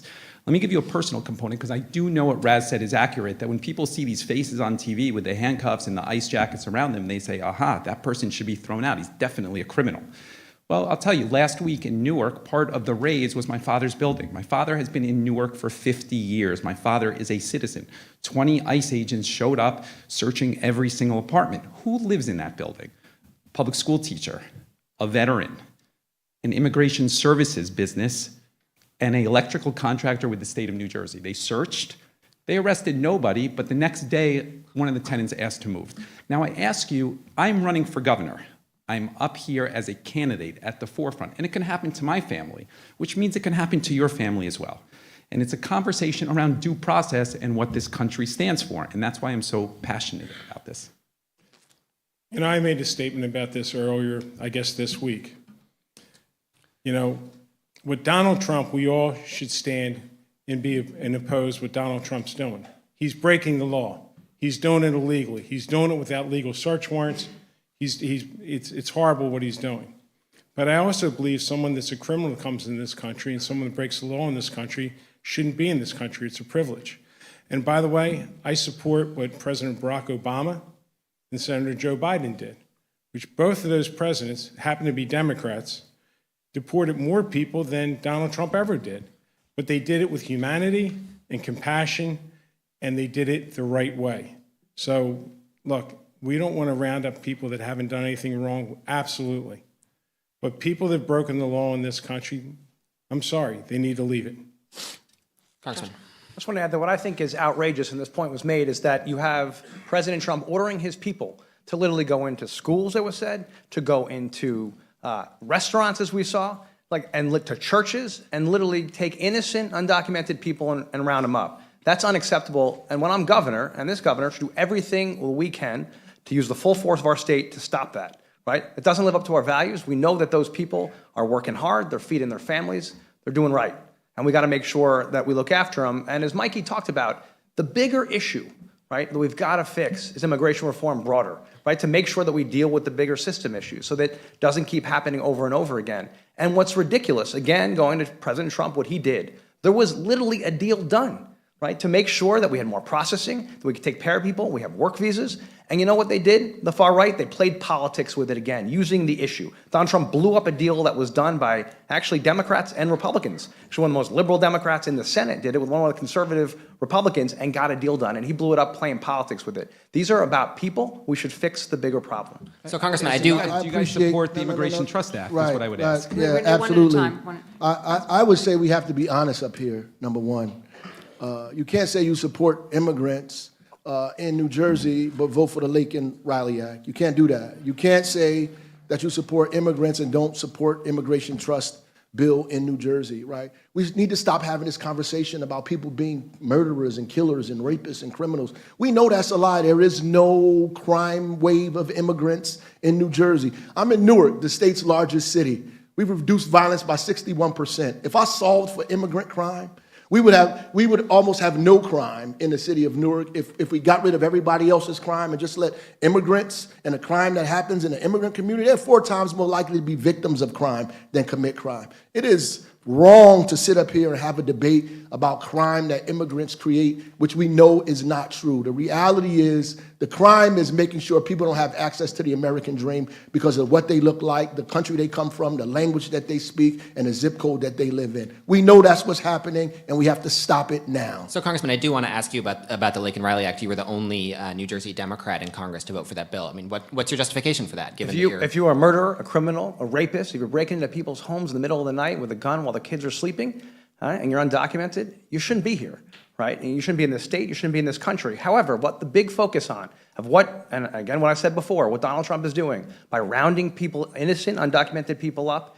and going to churches and schools, right, and going to restaurants and rounding them up, that's unacceptable. And the governor, and when I'm governor, I'm going to do this, use the full force of the state to stop it, right? And that's the key. The great thing about the United States is we have a Bill of Rights and a Constitution of the United States, right? The reality is people come here because of the Bill of Rights, because of the Constitution. I've read somewhere that you were innocent until proven guilty.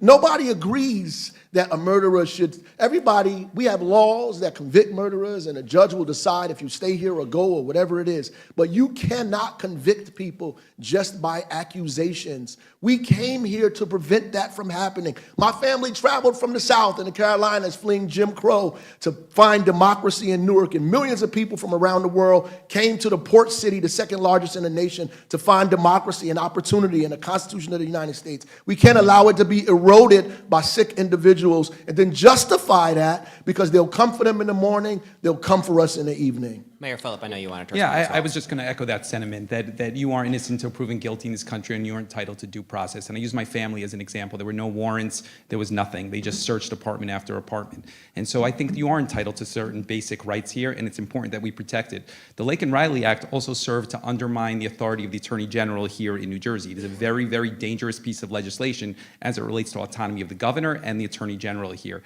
and it should not have been supported. Senator Sweeney. You know, we're talking about this bill in the State House that's going to make a difference. This is all federal. Everything about this is federal government. They don't have to work with us. They're breaking the laws and we should hold them accountable. But again, and to Josh's point, they had a bill. Trump blew it up. But we can pass all the bills you want. It's not stopping these guys. We got to make sure we make a change nationally in order to stop this nonsense. It's not right for people to be able to go without search warrant. It's wrong. We can do some things. We can do some things. Yeah, and let me just say this too, though, because when we're having this conversation, I hear a lot of talk about, you know, what we have to worry about what they're going to do to them and they're going to do to those people. Listen, they're not barging into a place and saying, you know, show me your papers and I'm only picking who? They're going to pick all of us. They're going to come for all of us. Like I'm not walking around with my papers. I don't know about you, right? But when they barge into that room, they barge into my place of employment, and they barge into my home, they're coming for all of us. They're coming for all of us, and that should scare every single one of us.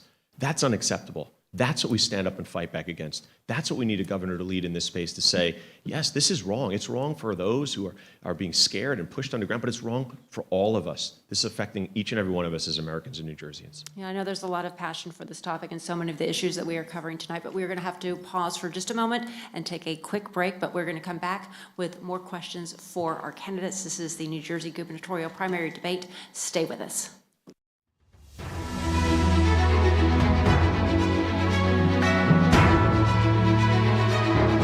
My mom and I talk about everything, from family recipes to health plans. When I was choosing a plan for Gina and myself, she suggested Horizon. They focus on our overall health, and I have peace of mind knowing that we're covered by Blue. No one plans on heart disease, but everyone should have a plan for it. We help patients of all lifestyles and medical histories plan for healthy hearts. We offer convenient screenings without judgment, hundreds of preventive programs, and women's heart specialists. And we're the largest cardiac surgery program in New Jersey. Make plans for a healthy heart with RWJ Barnabas Health. Let's be healthy together. Michael is about to retire. All right. Here's what's going into his retirement. Your retirement is the sum of your life's work. Now what? Protect your life's work and help secure and grow your retirement savings with Prudential. A transformative experience doesn't happen by accident. It's created with purpose. It's built on an engaged learning program that challenges you to go out and create your own opportunities on campus and anywhere else. It empowers you to chart your own course, compete and win at the highest level, and grow into a workforce-ready grad. It's signified by making the most of this pivotal time in your life. How will Rider University transform you?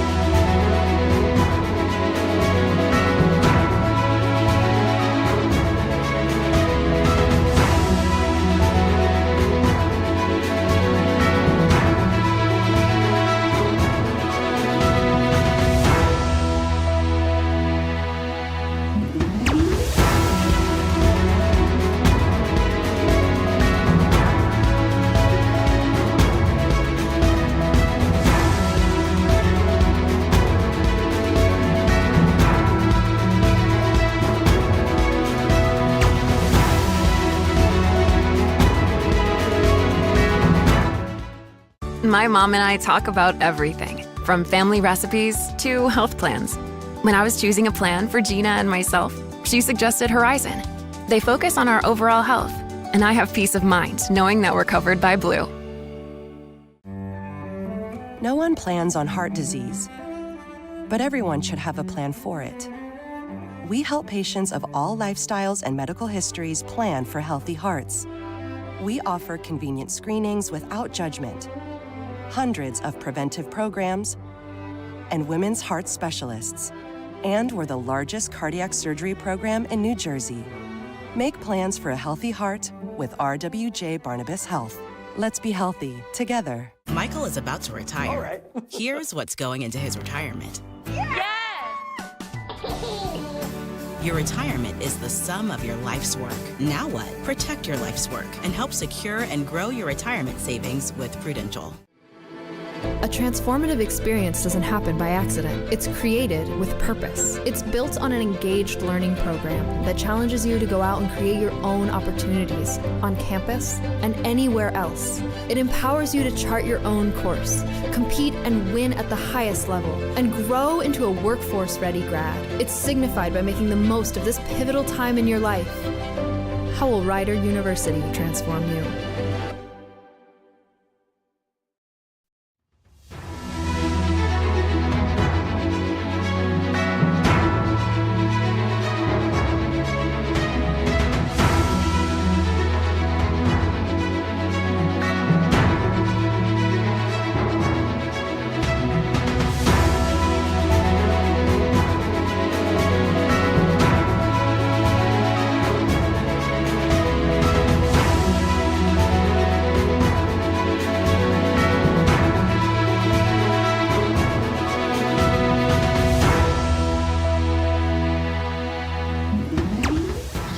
Welcome back to the Democratic New Jersey gubernatorial debate presented by Horizon Blue Cross Blue Shield of New Jersey. Now, we are running really heavy on time here, and we want to make sure we get to as many questions as possible. We're going to go next to Micah Rasmussen, and we want to give everybody a chance. He's going to pose a question to the candidates.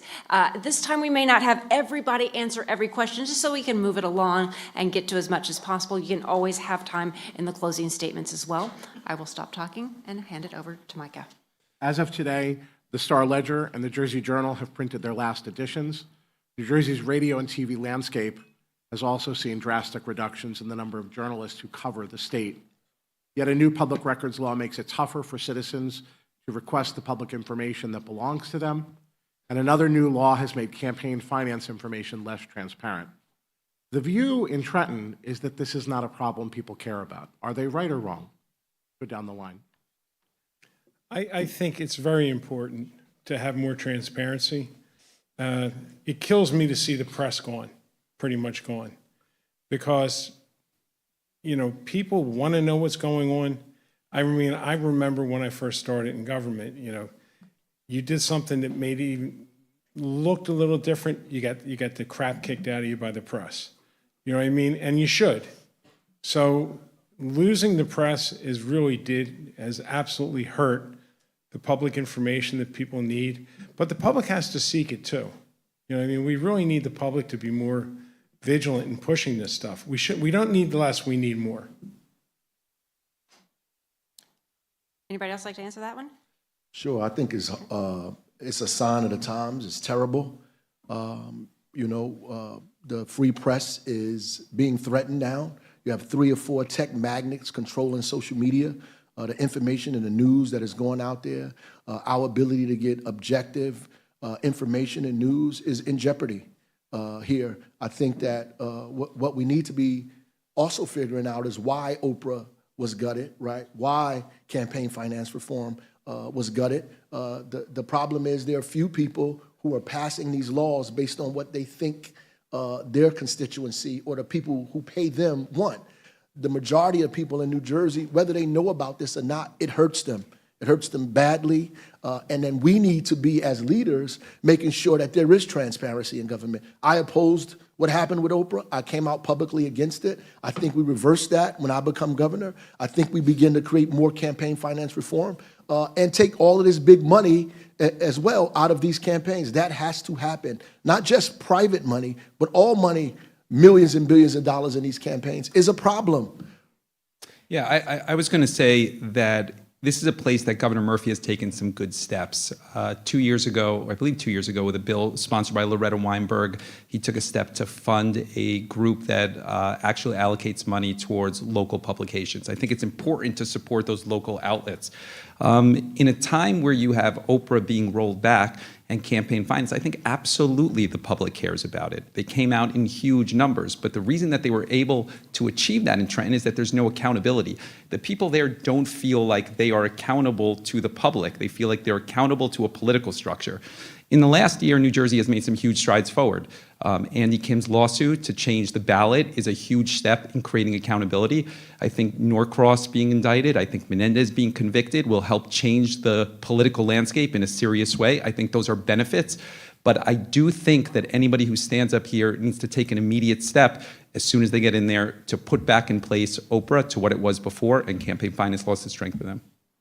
Look, I worked at the U.S. Attorney's Office. The District of New Jersey, which encompasses the whole state, was actually known to have the most public corruption. We had a huge department. We worked very hard. There's a lot of reasons for that, but rolling back transparency in the state, especially when we've just had a senator be found guilty of corruption, is not the way to go. It doesn't make people feel like their government is responsive to them.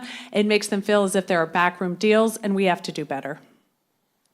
We absolutely need public support of the media, and I agree what Governor Murphy did was the right thing. You can't have less accountability and transparency when you don't have enough media. That's too often what happens. And it's obviously not just the Globe, David, but we need other press out there that are going to make sure that we can keep everybody accountable. And so I think that's critically important that we do that. I couldn't agree more in terms of, listen, anytime you don't have a free open press and those who can cover certainly the work that those who are hoping to hold elected office hold, it's problematic. And when you talk about decreasing transparency and the ability of the public to see things, it's problematic in a lot of spaces as well, because we know that often folks rely on that to be able to hear about or see what those in power are doing, right? We think of it oftentimes in those in elected positions, but it's when we're trying to figure out what's happening at our school board and where they're spending their dollars and what they're talking about. It's where we also have the conversations at the local level and say, hey, listen, we want to be a part of the conversations where decisions are being made. And when we talk each and every time about people, I think folks feeling more and more disconnected because they see who is there purportedly to represent them but doesn't. It's all part of, I think a building frustration that folks have, and I think we're seeing the outcomes in terms of voter turnout and other pieces. We have another question from one of our students at Rider University, and that is Cecilia Simon. Cecilia is going to come on out to the microphone and ask your question. Hi, I'm Cecilia Simon, and here's my question. NJ Transit has been on many voters' minds lately, especially with the recent fare increases, the enactment of congestion pricing in New York City, and the frequent service outages this last summer. What grade would you all give specifically to New Jersey Transit, and how would you change it, if at all? F. F. I think we're all in agreement possibly here. Does anybody have a non-F grade? No, but let's talk about congestion tax. I have heard to that in tell that you, question, too.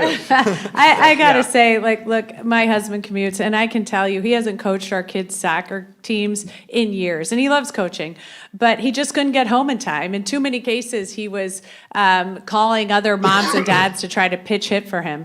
We really need to fix this because we are now on our third summer of hell, and we can't wait for the funding from the Gateway Tunnel project.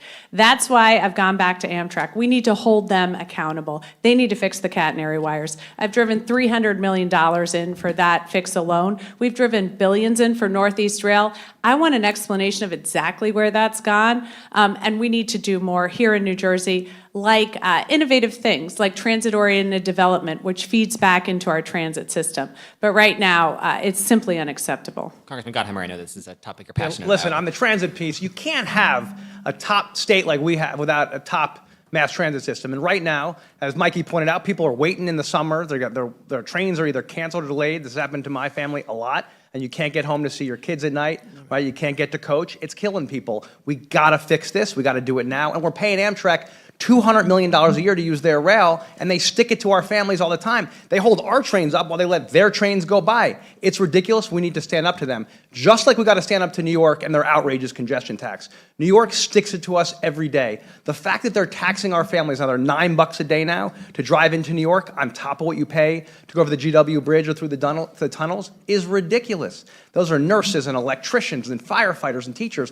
They're getting killed, and all we're getting is more traffic and pollution by the GW Bridge already because of this congestion tax. We got to fight them, keep fighting them. And by the way, I appreciate the governor doing that. We all have to fight them. And when I'm governor, believe me, this will end. Mayor Phillip. I'm not going to talk about congestion pricing yet, but let me start by saying that as a mayor in Jersey City, I don't think anybody in the state other than Phil Murphy has more direct experience with transit systems than I do. We started the largest microtransit system in the country under Jersey City. We've done 2.5 million rides. We did it without state help. We're unfortunately in the ferry business because we couldn't find an operator. We have the largest bike share program in the state of New Jersey. You got to think about kind of concrete steps that you can do to change New Jersey transit because it has failed. First, whoever is the governor needs to cancel the Turnpike widening project, $11 billion boondoggle, and reallocate that money to mass transit right out of the gate. You could expand mass transit, light rail, and improve the system so that it's safe, reliable, and clean. Secondly, when they passed the funding source that we were the first to advocate for last year towards New Jersey Transit, they only did it for 5 years. Typical Trenton, they didn't fix the problem. The problem with that is that you can't bond against that, and it's not a recurring revenue, essentially. So you need to fix that. And then third, on the buses, big issue. Privatization of the buses is a problem. You need to bring that back in-house in order to make sure that they're running efficiently as they should be. Senator Sweeney. Yep. I just want to give Senator Sweeney a quick chance to. Okay, first, just to get the facts right, it was Loretta Weinberg and myself. They called for a funding source in 2018 for New Jersey Transit, just to get the facts straight. Secondly, around the world, they run transit really, really well. My son was in Japan recently, and he told me they apologize when they're 30 seconds late. You know what I mean? They take such pride in their transit. We need the right leadership in this state.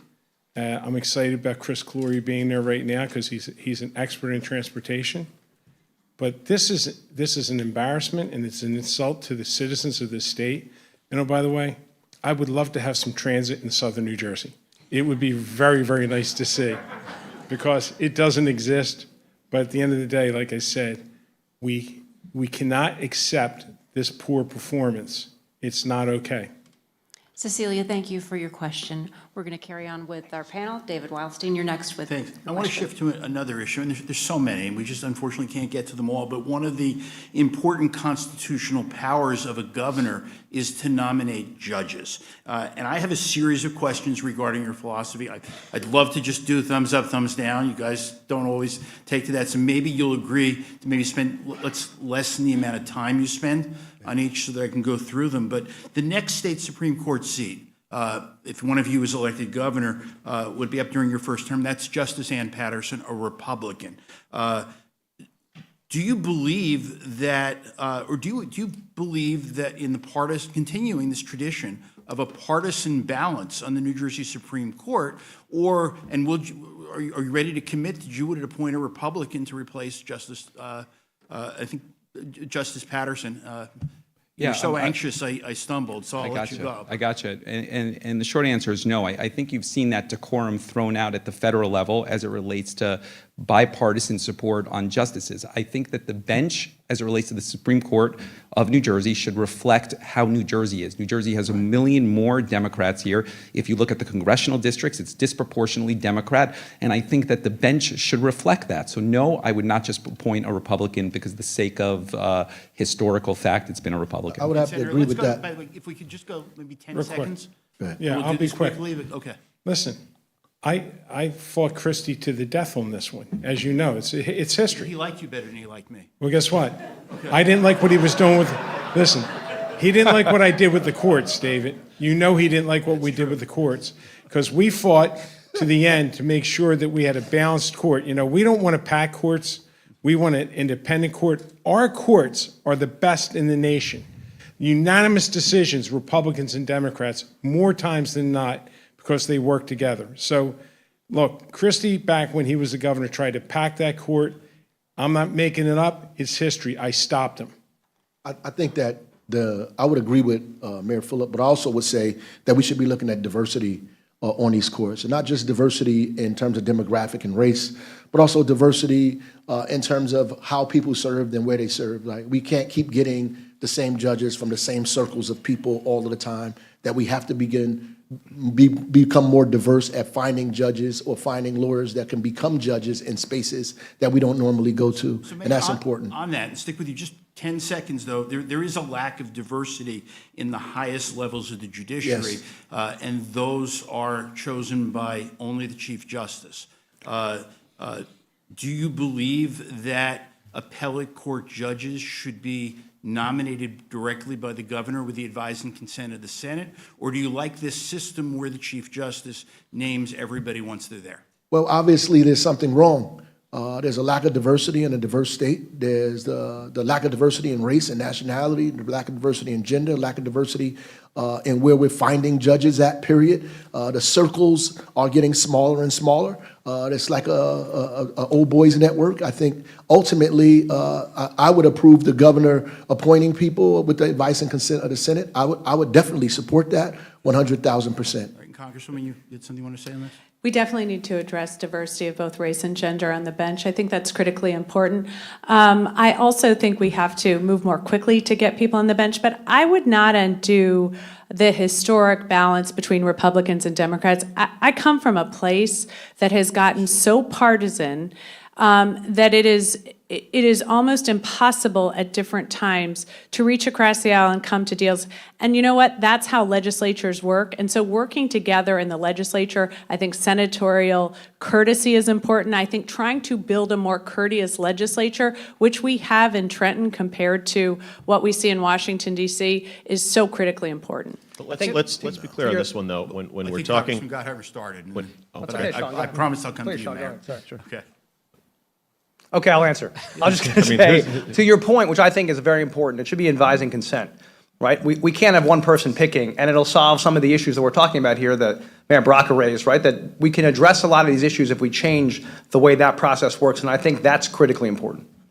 I think we've got to be careful here. If we're using the United States Supreme Court as our model for what we want to see and where we want to go to, that's problematic. Anybody that I'm talking about appointing, it's a conversation. It's a conversation about what your views are, what your beliefs are, not necessarily the letter that's after your name. And I think that's our start place. I think that has gotten us to a place where we have had bipartisan support on important issues, including in the courts. But we shouldn't just make it political for the sake of being political. We've seen the boss structure and other challenges around politics in the state. We've got to make sure we find the right people who are going to do the job and support the values that we hold. But I'll also say this, if we're talking about moving appointments, additional judges through the Senate with advice and consent, let's also look at where we're at in that sense. One of the big reasons we have the shortage that we do is because there's so many holes, right, with senatorial courtesy where we can't fill positions. And what matters to folks more than anything else is they can't get a resolution on any issues because there aren't enough judges. They can't move their cases through. And that has a real impact on folks' lives, how long they stay behind bars or how long it takes to resolve a simpler issue. We've got to be mindful of that when we talk about moving things through advice and consent of the Let's Senate. not let you do the timer. Let's really stick to 10 seconds. I just want to say, Senator go ahead. Honestly, David, what we got to be careful of, as Democrats, we always think we're winning everything all the time. That we don't. You got it, Mayor. And we had Chris Christie for 8 years. He tried to pack the court. So if we're going to pack the courts, then they have every right to. We have the best system in the country, and we need to protect it. I emphatically disagree. I think that we've learned a lesson here that Democrats need to fight and have a tenacity to show a backbone. The Republicans don't play by those rules, and we repeatedly go back and say, we'll play nice because it's the historical way that it's been, and you've seen what's happened at the federal government. It's no secret that New Jersey is viewed as a purple state. If it becomes red, do you think that the Republicans are going to say, well, this is the way it's been historically? The state judiciary should reflect the electorate and the people that live here. And there are 1 million more Democrats here. The congressional districts reflect that, and our bench should reflect that. So Listen, saying that we have to have a backbone, we did have a backbone. We blocked several Republican nominees. So it's easier to say than it is to do it. And guess what, Mayor? It was hard as hell, but we did it. So this is no comment, just it's got to be thumbs up, thumbs down, and this is an old system. It does because my producer's in my ear too. Yeah, So yes. so I'm just going to go real. The Hughes Compact that allows the Hughes Compact allows the bar associations to review judges and effectively give them a thumbs up or a thumbs down. This has been around for 50 years. Every governor has an opportunity to renew it or say, I'm not going to do it. So let's go real quick. It's either yes or no. I'll adopt the Hughes Compact. Yes. I think that's an important compact. Yes. I have no issue with it. Right, yes. Yes. Okay. Okay, now we're going to move on to Joey Fox with our next question. So I brought up immigrants in New Jersey in my prior question. Another group that the new Trump administration has clearly shown interest in targeting is transgender Americans. If Republicans in Washington were to get all of their goals passed, it would mean that transgender Americans would be limited in their ability to change their gender on federal documents, to join sports teams that match with their gender identity, to do all sorts of other things. I want to ask about that last policy in particular. In New Jersey K through 12 schools, do you think that transgender kids should be allowed to play on sports teams that match their gender identity rather than their sex at birth? Yes, and I'll say this, I think often we have this conversation and we want to disconnect the person from a policy or the thing we're saying. At the end of the day, I'm in our schools all the time. I'm a teacher, right? And I understand that our most important charge is making sure every student feels safe, supported, encouraged, and that they can go on and be successful people, right? And serving in our economy, in our nation. And look, as a former hockey player too, I also know that, guess what? The vast majority of the kids who are playing sports or doing other things, you're not going Division I, you're not going pro, but what you are doing is you're learning. You're learning about how to support one another. You're learning about the values that can maybe help you succeed as a person as you grow older. You're benefiting in so many ways that at so many early ages to say to folks, listen, we're going to deprive you of that opportunity and ability. We are not even going to recognize you or see you. We're already going to take a group that is the most at risk and say we're going to even make things worse for you and harder and more challenging. Again, I go back to our values. I don't think that's who we are. I don't think that's who we are, even as we have conversations more broadly. Mayor Phillip and then Congresswoman Sherrill. Yeah, the short answer is yes. And look, Jersey City has a track record on this. Besides being one of the largest LGBTQ communities in the state of New Jersey, in 2018, before the trans conversation was even a conversation, we extended coverage in our healthcare in Jersey City to the trans community for the reason that we had 3 trans employees, because we thought it was the right thing to do. Now, you have an administration in Washington that is vilifying the trans community, and nobody is standing up for them. There are people here that have had questionable votes as it relates to standing up for the trans community. If you understand that the trans community is subject to higher suicide rates, higher depression rates, higher drug use rates, you would understand that if you are arguing for the most vulnerable people and you are compassionate, you would say yes to this and you would advocate strongly for them. Right. I think as Democrats, we have to come up with a plan, and then we have to focus on that, and we have to stop falling for the bait. In fact, I have a friend in Congress, the first trans woman, who was constantly targeted by the press in some of these trans votes. And when she was asked about sports and trans people, she said, I guess I don't understand how this is lowering costs for people in Delaware. We have to do better. We have to pass our legislation on supporting families, on making sure we're protecting vulnerable people, on making sure are all of the things that are being threatened here in New Jersey. Like, as I've heard, having, some Moms for Liberty type person go out on soccer fields and try to check 7th grade girls' soccer teams for trans people. This is ridiculous. It's not our state. It's targeting vulnerable people. And quite frankly, it's bullshit. And we have to do better at protecting vulnerable people, but we can't fall into these traps because we're losing. And we need to win on this issue. Does anyone on the stage support policies that would restrict the ability of transgender people to do these various things that I was Well, mentioning? you should check their votes and see if they did that or not. That's the only way you really could tell, I mean, everybody's gonna say, yeah, while we up here on this panel. You know that, right? The reality is seriously that we don't have a wave of transgender students playing sports, that they identify with, whatever, in schools. This is something that these people came up with, like the immigrant crime wave. This is ridiculous, right? We ought to be defending human beings no matter how they identify themselves. That our job, I don't know who's in you guys' family, but American families are mixed. We have straight people and gay people in our family, right? We have folks that might be transgender in our families as well. So what do? Not invite them over for Thanksgiving because they say they're gay or they're transgender? It's ridiculous. It's a ridiculous argument. It's a ridiculous fight. Some people are up here saying they support things that they have not supported. That's just a fact. They have not voted for any of these things. They have not come out and said anything about it, but they'll say it now. And I'm going to hold them all to it after this thing is over to make sure when we have our transgender rally, I'm going to invite all of them to be there and support transgender in public on Main Street, not just at the Globe debate. Does anybody else want to weigh on, because we have a student coming up? So we're going to bring on our next Rider University student. That is Juliana Diaz Ospina. Can I just real quickly? 10 seconds. Honestly, what's going on is horrible. People are being targeted and divided. The trans community, like the gay community, needs to be protected and looked after and supported. So, like I said, this is not the America I grew up in, where there's so much hate.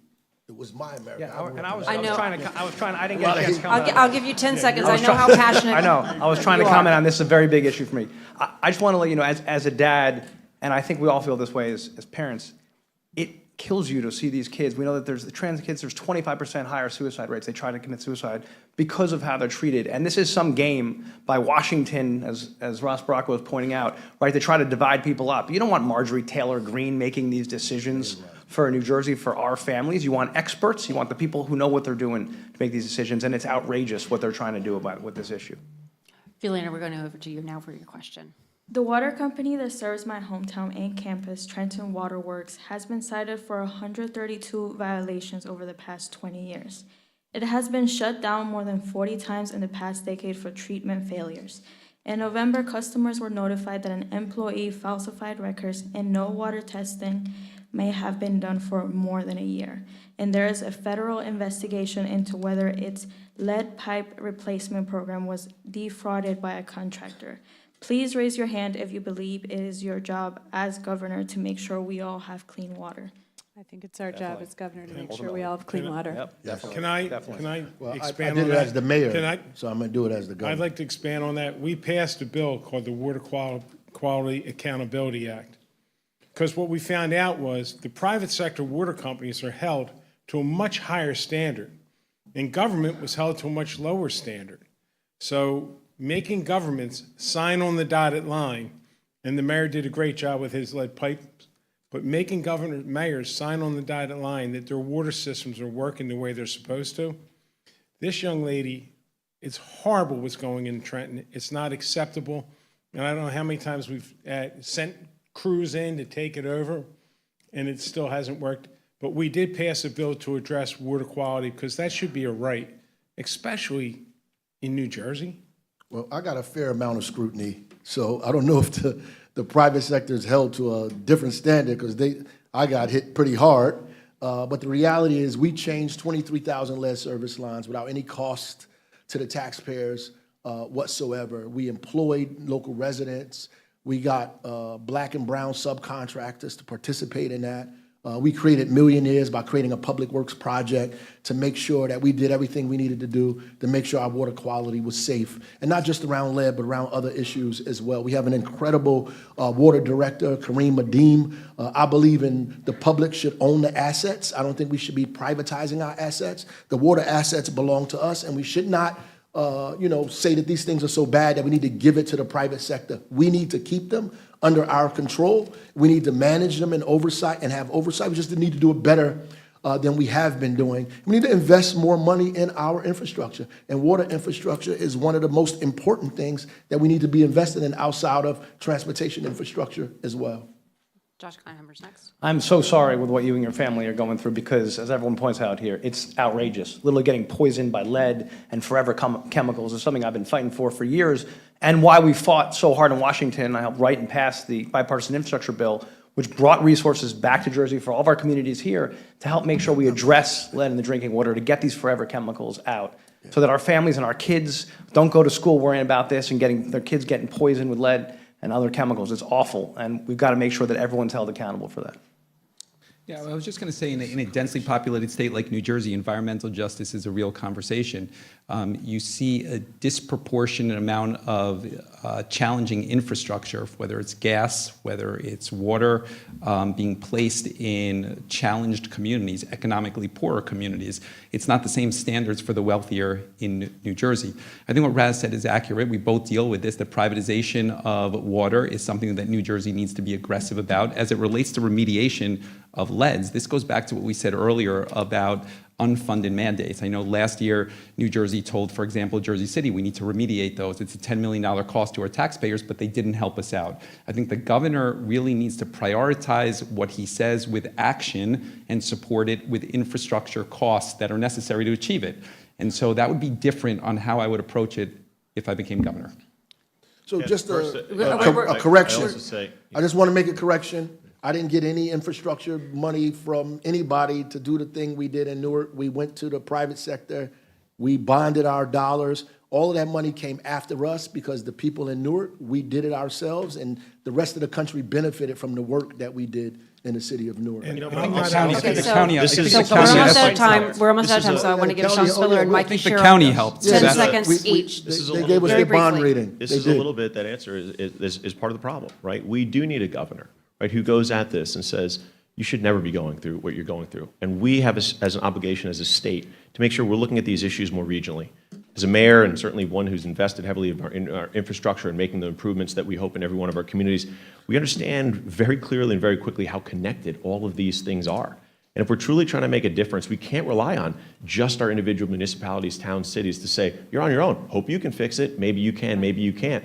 We've got to play a role in that as well. And say when we're helping a region, especially in parts of the state where our infrastructure is so old, the state can have a role there to help incentivize and bring folks together to say, as you're making your improvements, well, let's tie that to the work happening right next door and putting all those pieces together to make your lives better. This Okay, is Mikey one of Sherrill, and then the first field hearings that I worked on when I was the Environment Subcommittee Chair on Science, Space, and Technology.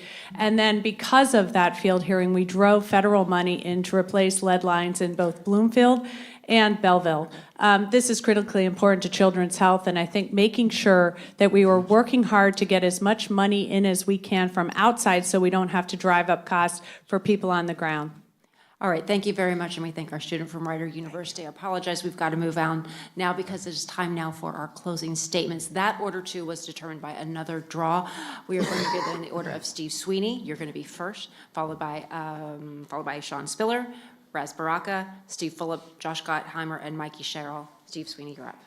Well, again, thank you for the opportunity to be up here and my fellow candidates to be here so we can start expressing how we think about the future of New Jersey. I'm the one candidate that's running that actually knows where the lights in the bathroom is day one. I know it sounds silly, but that's the truth. We have a lot of challenges in New Jersey, but we need to make New Jersey the strongest economy in the nation. And we need to do that by controlling our spending and targeting our investments into higher education where we can actually bring value. New Jersey's the most educated workforce in the nation. That's why we're a high-income state. We need to create more of that. So I am thrilled to have had the opportunity to be here tonight. Look forward to 2 more. Thank you. Sean Spiller, you're next. Well, thank you, and again, thank you to everybody for this important conversation. And I truly believe that this is our chance to get a New Jersey that works for more of us. And I say that as, yes, the son of immigrants whose parents chose to come to this country and this state, but I saw firsthand as a kid how many opportunities but obstacles they also faced. I've seen it as that high school teacher when I see the parents of the kids that come to school every day facing challenging choices that they have to make. I've seen it as a mayor and done something about it, making sure we address having quality housing that's affordable in our communities, but we need it in every single one of our communities because it's such a burden on so many. I've fought as a labor leader to say we need quality, affordable health care because these, again, are challenges for so many where they have to choose between food on the table and maybe getting the care that they need. These are the spaces that we need someone who's fighting for us each and every day on these issues. Not just someone that we get out there for, we put up that lawn sign, and we hope that in the moments when they're behind those closed doors in those rooms, they maybe remember us or think of our issues. We need to put up those lawn signs for ourselves and our neighbors and our families and those issues that we care about. That's who I will be as your governor, centering the issues that affect you because they affect me. That's who I am, and that's why I ask for your support. Thank you. Mr. Baraka, you're next. The real question we need to ask ourselves is, where do we want to be a year from now? Do we want to be weak and scared or strong and proud? Do we want to be chasing Donald Trump around, or do we want to be building affordable housing, lowering the cost of health care, building a diverse economy, leaning on diversity, equity, and inclusion in our state, protecting women's right to choose, protecting our neighbors, whether they got here 40 years ago or 40 minutes ago, protecting families and people that are either gay or straight. We have to be talking about building an economy that sees us all, that includes us all, where everybody gets an opportunity to be a part of the middle class, where they can own homes, where we invest in businesses, small businesses and mid-sized businesses, whether they're black or brown or women. We need to invest in all business in this state. We need to be growing an economy that includes everybody in this room and everybody in this state. We can do that. We have a choice to do that right now. We can choose to go with what we've been doing and get the results that we've been getting, or we could choose to do something different, something exciting, something historical. We can reimagine this state. We got a choice, only one choice, really, only one choice, because there's only 2 people running for governor up here, all of them and me. Choose Raz Baraka, Democrat for governor, June. Mr. Phillip, you're next. It's really unfortunate I have to go after Raz. It's really. Let me start by saying thank you for a great debate and forum. You know, I started this campaign 1.5 years ago, and I started it with really a different goal. The goal was to be substantive on policy, very, very detailed, and we've done that. We've rolled out policies that are more comprehensive than anybody else out here. It takes time to do that. And the second thing is we wanted to build a grassroots organization to change the infrastructure here in New Jersey, and we've done that. Now look, I know that our campaign isn't for everybody because we really speak openly about change in tough conversations. We talk about reforming taxes. We talk about the turnpike widening. We talk about congestion pricing. You have candidates up here that will look at what the polling says and then say, you know what, that's what the public wants to hear, and I'm going to tell them that. And I believe that if you're going to change New Jersey, you really need to lean into tough conversations and be honest with all of you. And so our campaign isn't for everybody. I'll be the first to say that. But if you believe that New Jersey is capable of better, if you believe that it's capable of change, and you believe in substantive policy, then I do think our campaign is for you, and I hope you consider joining it. Mr. Gottheimer. Thank you for having us. The good news is, when you look around, when it comes to choice and the environment, everyone up here share democratic values, and that's a great thing. I'm the only one, though, who's actually put out a tax cut plan to tackle the #1 issue I believe facing families in Jersey that I hear over and over about: affordability. We've got to make life more affordable for families. Housing that's affordable is killing people. We got to make sure we get child care costs down, and we got to get our property taxes down and deal with income taxes for the middle class. My tax cut plan does this. It's fully paid for. It's at joshforjersey.com. I urge you to read it. And because we can solve this problem. I'm somebody with a long record of solving the toughest problems. We can get this done. We got to be positive and optimistic about it. And if we work together, there's nothing that can stop us, given how great of a state we live in. And I'm very, very proud to be running for governor. I ask for your support. Thank you so much. Mikey Sherrill. Well, you've heard the complicated issues that we are facing here in New Jersey, and you know the complicated issues we're facing coming from Washington. So if we want to move New Jersey forward, we're going to need a strong Democratic governor, and that's exactly what I'll be. It's time to lead, follow, or get out of the way, and I choose to lead. If you want somebody to build houses that are affordable for our state, we're going to need a strong Democratic governor. If you want to make sure that we're addressing roads and rails and buses, you're going to need a strong Democratic governor. If you want to make sure that somebody is protecting your abortion rights, you are definitely going to need a strong Democratic governor. And if you want a candidate who is not going to be the status quo, who's not going to put up with business as usual, you're going to need a strong Democratic governor. We know what's coming, New Jersey, and you know who I am. You know who I serve. And I'm going to lead, and I'd ask for your vote. And please go to MikeySherrill.com and check out more about my campaign. Thanks so much. Let's build something. And that concludes the Democratic New Jersey gubernatorial primary debate. I'd like to thank all of the candidates for their time and for their responses. Thank you to our panelists, David Reilstein, Micah Rasmussen, Joey Fox. I'd also like to thank Horizon Blue Cross Blue Shield of New Jersey for presenting this debate. I knew I was going to say date night, not debate night. And RWJ Barnabas Health, Prudential, and McCarter and English for sponsoring this debate. This evening's debate was produced by the New Jersey Globe, On New Jersey, and Rider University. We would like to remind you to join us on Tuesday night for the Republican primary debate starting at 7 p.m. I'm Laura Jones. Thank you so much for watching.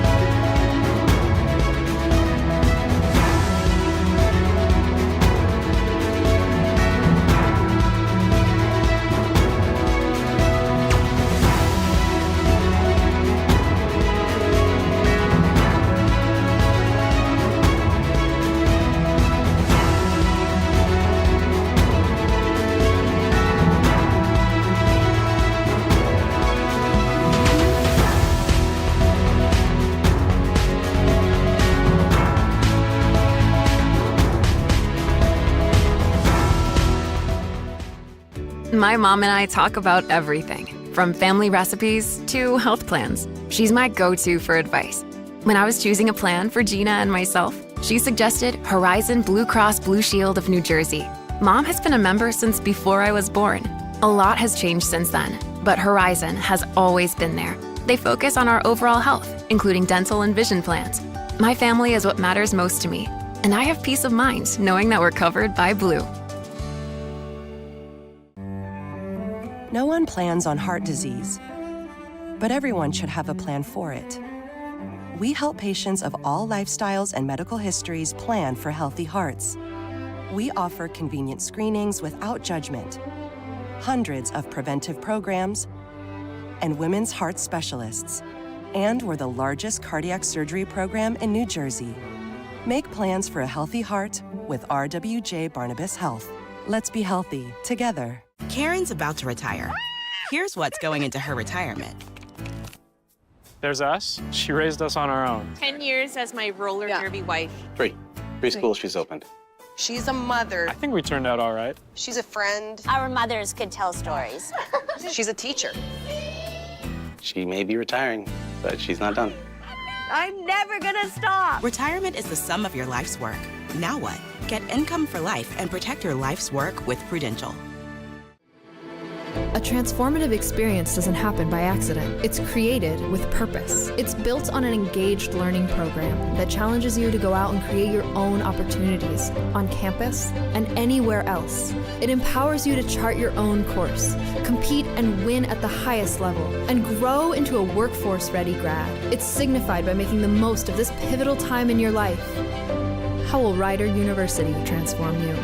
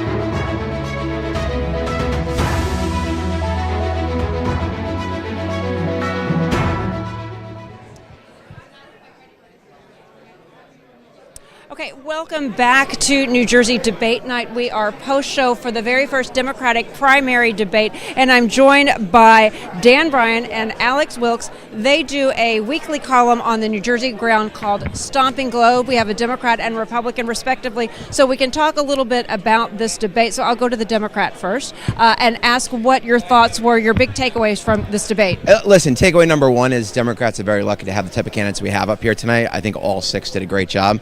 I think Ras Baraka stole the show. He was fantastic, unafraid to be who he is, clearly not afraid of any maybe too far left, to just was who he was. I thought Mikey Sherrill was excellent. I thought she shined. She had some really great moments. But listen, everyone had their moments. Josh Gottheimer, he reminds me a little bit of when Jim McGreevey ran in '97. He talked about insurance, right? Driver's insurance, nonstop all year. It's affordability with Josh Gottheimer. So very on message, very disciplined.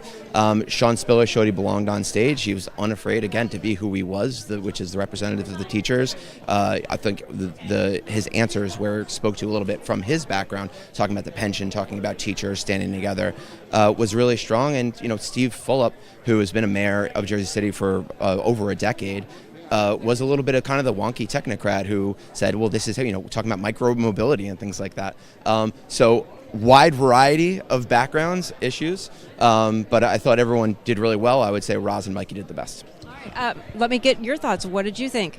Well, unsurprisingly, I found a few different places with each candidate, should they be eventually nominated, where they could face pain points in a general election. Because, look, there was a lot of moving to the left on the stage tonight. There were some attempts to moderate, but not many. We really saw, huge swings to the left on immigration, a top issue for voters, not just in the United States generally, but in New Jersey. In New Jersey, where the president overperformed expectations, particularly on that issue with working class and Hispanic voters. So I think that whoever the Democratic nominee will be eventually, they're going to have to contend with some of these things, mocking things like the Laken Riley bill. Not a good look from people who want to be the leader of this state. Yeah, Alex, I want to bring it back to you again.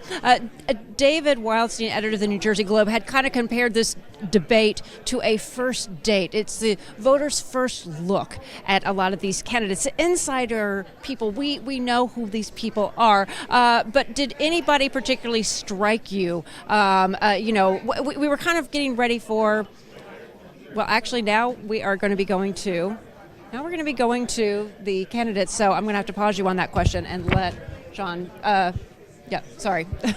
Sean Spiller is at the microphone, so we will let him go to his question right now. I think so. All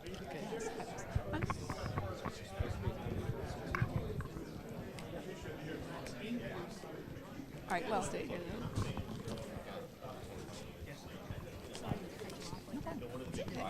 it's TV. It's TV. We both got it right. Both got it. Okay.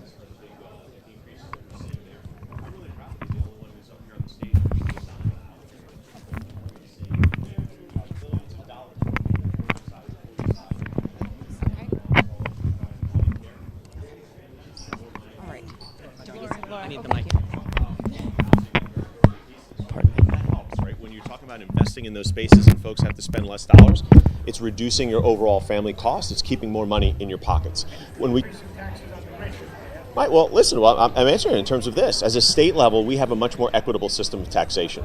And understanding that when we invest in so many of these underfunded mandates or unfunded mandates that I've seen as mayor, those reduce our property taxes. And certainly at that state level, making sure we are having those pay their fair share, who should. Companies who are making excessive profits, good on them, but they should pay their fair share to help support us here in New Jersey. And those who are doing very well for themselves, who likely right now, because of an Elon Musk or others, are going to get these tax breaks at the federal level, we've got to make sure they're paying their fair share also to support the programs that we need in New Jersey.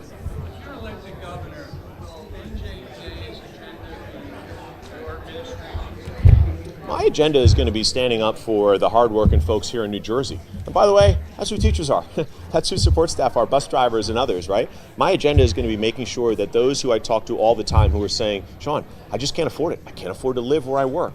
Sean, I can't afford it. That $20,000 plus $10,000 for early care, aftercare for my child care is eating up all of my wages. That's unacceptable. That's affecting an educator just as much as affecting anyone else in the state.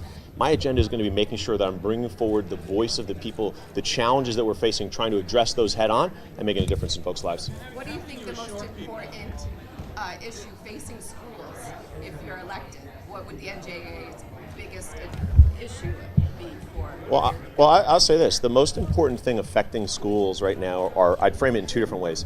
And first, I'll start with this. It's making sure that every single one of our students feels safe and supported. That is the biggest challenge we're facing right now. And that's in one bucket. But certainly the dollars that our schools need to be able to support the programs and, quite frankly, help our communities that have been under-resourced and underserved, the loss of school lunch programs and other pieces, the potential loss of federal dollars, these are all going to be major challenges that every single one of our communities and certainly our schools are facing. And we're going to have to look at ways as a state to be ready to step into those gaps should we see some of these programs, like he's already attempted to do, cut and they not be held or certainly pushed back against. We're going to have to be ready to step in those spaces so that we don't lose some of the essential services that our students rely on, our parents rely on, and certainly our communities need. I don't remember if I heard it on the debate stage. Do you have a position on having a constitutional amendment for abortion rights in the state? And so what does that look like? Yes, I mean, look, I think anything we can do to ensure that a woman's right to choose is as protected as possible in the environment that we see at the federal level, we've got to try and do. That's the short answer is yes. Mayor, just a quick question. I mean, all the candidates talk about reproductive rights during the debate itself. Being that it's already codified into state law, it seems like maybe it just will be overkill when, again, affordability, property tax is the highest in the nation. Are those things that Democrats should be worried about during this cycle? I think we should be worried about everything. When we see what's happening at the federal level, I don't think we can sit back and say we're good. You know, on this issue or any others, we've got to continually do all we can because we've got somebody right now that's sitting in the Oval Office that is breaking every norm, that is ruling through executive order. And in that environment, you know, you've got to say what are the strongest ways you can put in protections that help New Jersey families protect a woman's right to choose, while we also address the issues that I hear about each and every day. Yes, it's the conversation when I drop my 7-year-old and she says to me, Sean, what are you doing about New Jersey Transit? I got hurt on the bus. We've got to make sure it's safe, affordable, reliable, cost effective. But it also means we've got to bring down the cost that so many are facing, like we did in Montclair with housing and putting in the first ever rent control. These are real issues that folks want to hear about, all of them, and we've got to do all we can to protect each one of these issues. If elected, would you sign or seek to roll back Chapter 78, the pension, particularly the pension provisions that were installed in 2011, and basically cut pensions for public employees and teachers? Yeah, I'd say I'll say one of the things that we have to recognize is right now we're in a situation where we cannot fill positions in our schools. We go in so many places where classes are untaught, class sizes are increased because we can't bring folks in. And what districts are doing to try and draw folks is saying, we're going to give you a signing bonus. We're going to give you $20,000. Or Sean, we're not going to hire you on step 1, 2, or 3. We're going to hire you on step 11, 12, 13. Who pays for that? Our local property taxes do. Understanding that we as a state can invest in a pension system, right now where our employees contribute, but the state really is putting in nothing, right? Investing in a pension system that says, hey, we're going to invest that in the stock market for 20, 25 years, gain those returns, and give those dollars back to you. It creates stability in the system. It doesn't rely on the burden of local property taxes to continue to try and steal talent from other districts, and it gets us the stability and educational quality that we need in our schools. Rolling back Chapter 78, would that be one of your goals? One of my goals is making sure we've got a pension system, an equitable pension system that supports every single public employee in this state. And that does mean getting rid of tiers that exist right now that have folks who are doing the same exact work but making absolutely nothing in terms of a contribution from the state to their pension. That's it, everybody. Thank you. We'll bring out Mayor Folk now. Thank you. Okay, great. Thank you. Thank you.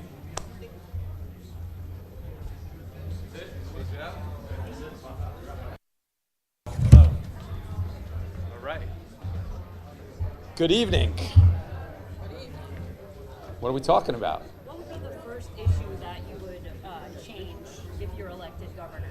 Yeah, I think the first issue would be confronting two things. The first is correcting transit, that tax that I mentioned that was only for 5 years, fixing that in perpetuity.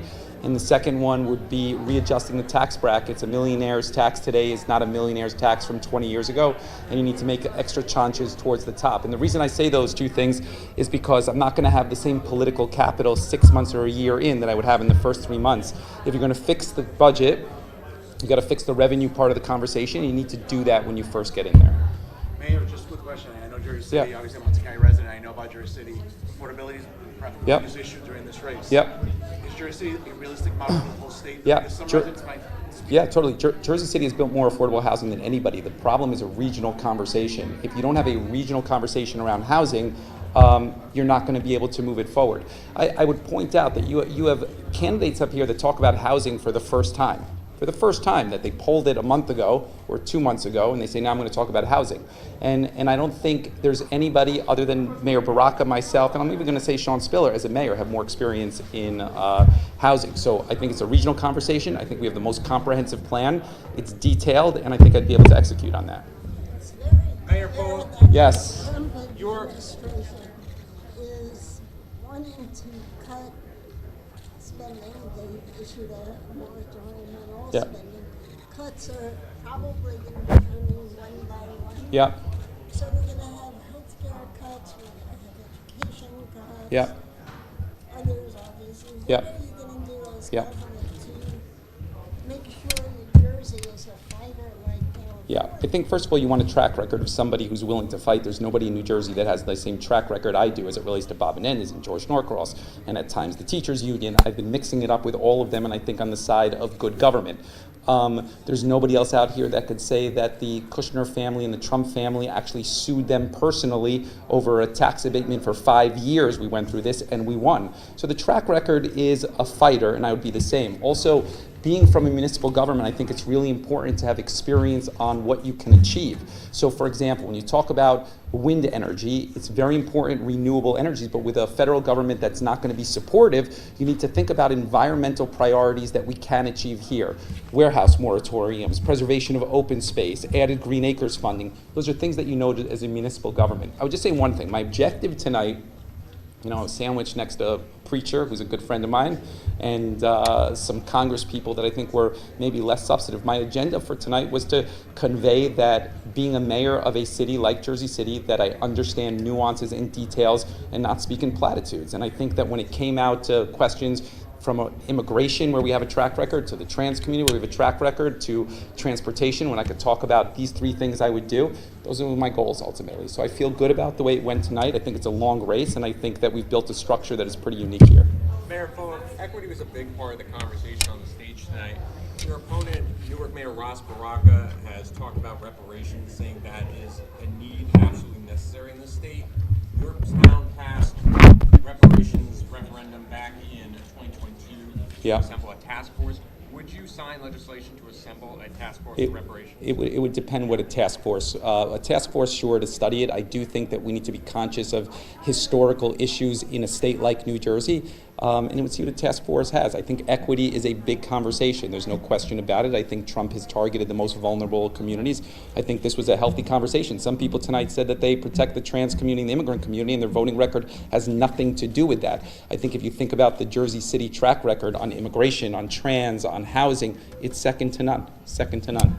So would you be at least open to that task force? Would you consider A task force is good to explore, definitely, to have a conversation around this. There's nobody should oppose a task force. Absolutely not. Let's see what the task force comes to and how we can actually utilize some recommendations in a fair way that's responsible. So task force, I don't think anybody should oppose. So you are, as a mayor, you have the role of managing the finances and the tax rate in the town. Yeah. So given that position, how much did you really depend on Trenton to get that done, to help manage and lower taxes? And once you step into that job, how realistic is it for a governor to actually impact lowering property taxes? I think it is crucial, and I said this, that a mayor is in that position. The last 8 years, you've had somebody who was an ambassador. The 8 years before that, a U.S. attorney. The 4 years before that, I said all that. So what do I think? I think the short answer is yes. As somebody who understands budgets on a local level, the unfunded mandates that I touched on, I could go through a litany of them, from lead to Megan's laws to STD tracking, all noble things that we have to do on the municipal front. Also consolidation. People up here talk about consolidation in platitudes. There is nobody who has been more at the forefront than Jersey City has. Merging our fire and police, eliminating the autonomous agencies, et cetera. I think those skills are really important in a tough time that we're facing over the next 4 years. So what is your plan for property tax relief, though? I mean, Gottheimer, for example, Yeah. has laid out his... Yeah, that none of it's realistic. I think, well, the realistic is that if you could just change the procuring process and save 5%, I'm certain that Governor Murphy would have done that, okay? Like, the reality is that New Jersey has processes in place on this to create equity and fairness. Unless you are going to gut that, you don't understand how the procurement process works. I talked about the unfunded mandates because I know that as a mayor. It is a big opportunity. I think the second part is the budget process. You need a governor that's going to lean into making that earlier to create sunshine. Republicans are correct when they talk about that Trenton has a spending problem under these Democrats. They're not wrong about that, and sunlight will cleanse that. I think third that I touched on is you need to really talk about the revenue conversation, the millionaire's tax, those sort of things, some of the Christie tax cuts that he put in place. How do you roll those back in a responsible way to make it equity and equitable? And that's it. Okay. So with that, thank you all for coming out tonight. Hopefully that's helpful, and you can always reach out to us any other questions.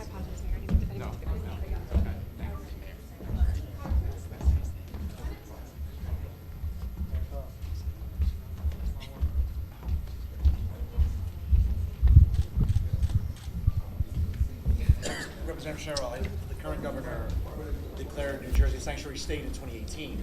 There's been some talks about maybe codifying that into law whoever becomes governor. Is that a good idea in a climate where, again, New Jerseyans are struggling with affordability, and maybe pushing the sanctuary state narrative might not resonate with a lot of people? I think what people right now want to see is that we're going to be a state that respects the Constitution, respects rights and freedoms here, while at the same time driving down costs and creating opportunity. We can walk and chew gum at the same time, and I think we have to. On immigration, you mentioned things like reworking just how immigration works. A lot of that's more on a federal level. Do you have state governor authorities that, like state authorities that you would want to do to resist Trump's immigration efforts? Well, I think if anybody, anywhere in the United States doesn't abide by the United States Constitution, yes, you have authority to take those people to court to ensure that it is appropriately adhered to. I've taken numerous oaths to the Constitution in the Navy, at the prosecutor's office in Congress. So we have to ensure that we're respecting that, including the 4th and the 14th Amendments here in New Jersey. And I think we have a lot of other ways of making sure that people here are keeping our community safe, that they feel comfortable going to police. I was a federal prosecutor and I worked on police-community relationships. You can't have a safe community if people are afraid to go report crime to the police. So there's a lot you can do as a governor. There's a lot I would do as a governor. Representative, are there any places where you see the ability for cooperation with Donald Trump and his new administration? Look, as governor of New Jersey, I think it's going to be really important that a governor is really focused on how we're going to make life better for New Jerseyans. And that's going to be here in the state, making sure we're building more houses, because you can't make New Jersey more affordable if you don't make housing more affordable. We've got to use our really innovative state to create more opportunities for people. We have to make sure we're doing everything we can for the future because, look, I have 4 kids. It's going to be really important, and we have to protect rights and freedoms. All of that said, we'll see. We have federally appropriated money for the Gateway Tunnel project. That is somewhere that I'm going to work with the federal government to make sure that that money's coming in so we can continue to build. And if the administration withholds that money, then I'll fight them on it. We know that Trump was the architect of the state and local tax deduction cap. I have constantly and consistently been opposed to that. If he tries to reinstate that, then I'll fight him. If he, as he has told other members of the SALT caucus, the Republican members who went down to Mar-a-Lago, that he is going to not do that in the future, then I'll be very happy when we get rid of the state and local tax deduction cap. Abortion the same way. I'm going to be a fighter for New Jersey. I'm going to fight to make sure we're making New Jersey more affordable, we're creating opportunity, and we're protecting rights and freedoms, first and foremost. You said you're going to build more, you said on the stage that we need to build more houses. Everywhere I go, where I live, they're building more apartments. And how are you what do you mean we need to build more houses? And how are you going to make housing more affordable? So we have that missing middle. We are missing housing at every level. So, for example, I was talking to a friend of mine who was talking about a single mom working in her office building who'd been renting an apartment for years with their 2 daughters and had to move a couple towns over because she could no longer afford the rental price of that. When you can't afford a home, the rents go up because people are moving into the rental market. I hear from people who have their kids still living at home with them when they want them to launch, if you will. And I've got 4 kids, so I get it, right? What the future could look like if we don't build more houses. So that's why we have to drive an investment. But at the same time, we also have the most densely populated state in the nation. We have watershed areas we should not be building on. We have open space areas we should not be building on. So we need to make sure we're repurposing already built out spaces. Like I said tonight, like they did in Harrison, if you look there, those were all old warehouses on the waterfront. Now we have a beautiful stadium, Sports Illustrated Stadium, that has economic development around it. It's transit-oriented development. It's fantastic. We need to do more of that. We know the mayor of Patterson, Andre, is building and converting old silk factories into great homes. We are 150 to 200,000 homes short, and we have real space limitations, so we need to repurpose some of those commercial spaces. That's what I've done, driving money in for tax abatements in my legislation in Congress. That's what I'll do as the governor of New Jersey. You spoke at length when asked about transgender kids playing in sports. So to clarify, would you allow trans kids to play in the sports that they identify as, and how would your administration more broadly work on trans rights? Look, on trans rights, what I'm focused on is making sure that parents and families can make decisions, that they can get the medical care they need, and that they have privacy rights here in this state. That is first and foremost as we see the attacks, and that is where I think as Democrats we have to center our priorities, because we are losing on this issue, and this is something that most people agree with, that we shouldn't attack vulnerable communities, that these are decisions parents should make. That is where I would legislate, and that is where I would start for trans issues. Thanks. Thank you.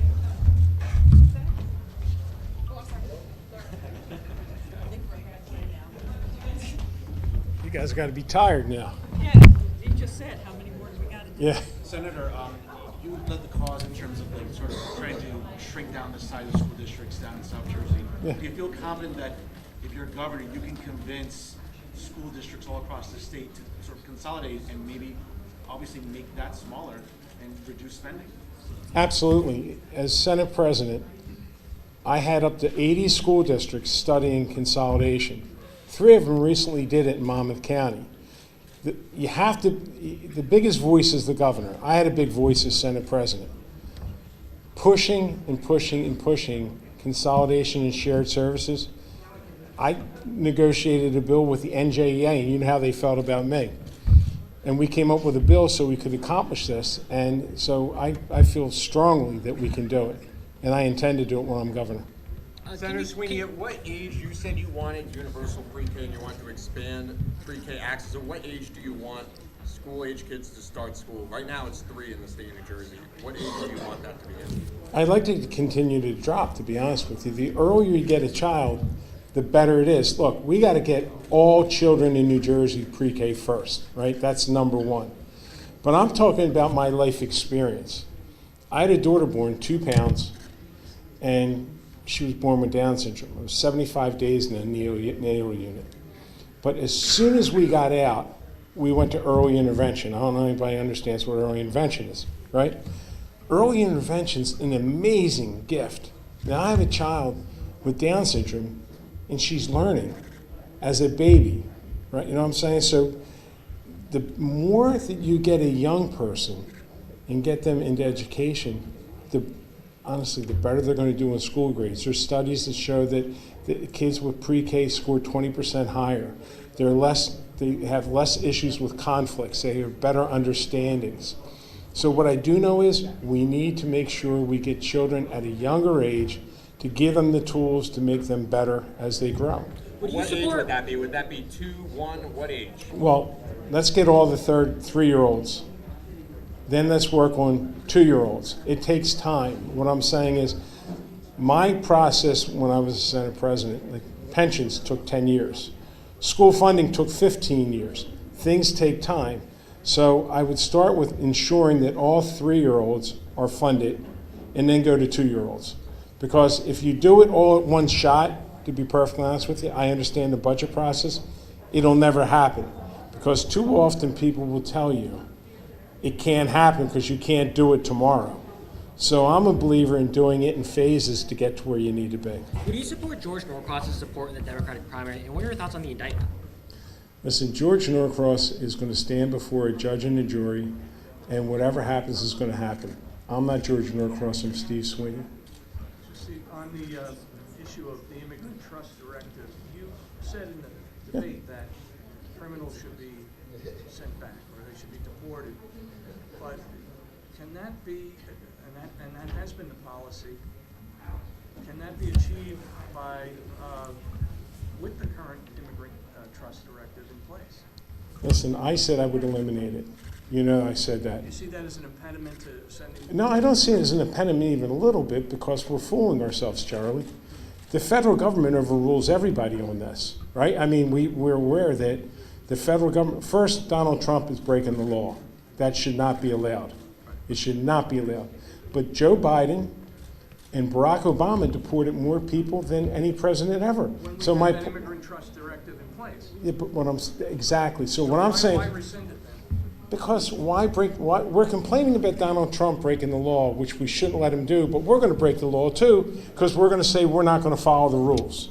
You can't have it both ways. You're either going to follow the laws, and I believe as a nation of laws, you need to follow them.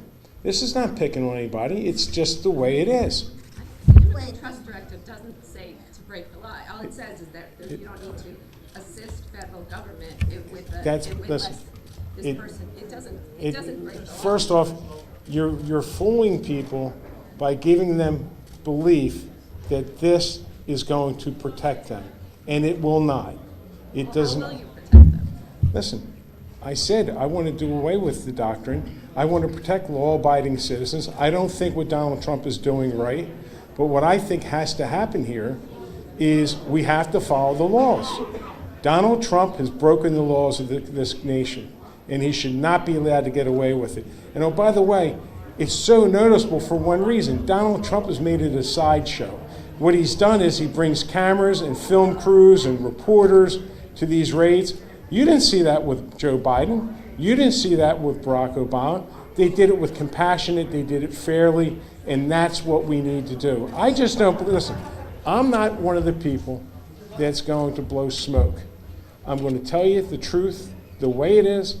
A lot of these other people are going to tell you what they want to hear. Look, I'm the only candidate that was up on the stage that doesn't want to be president.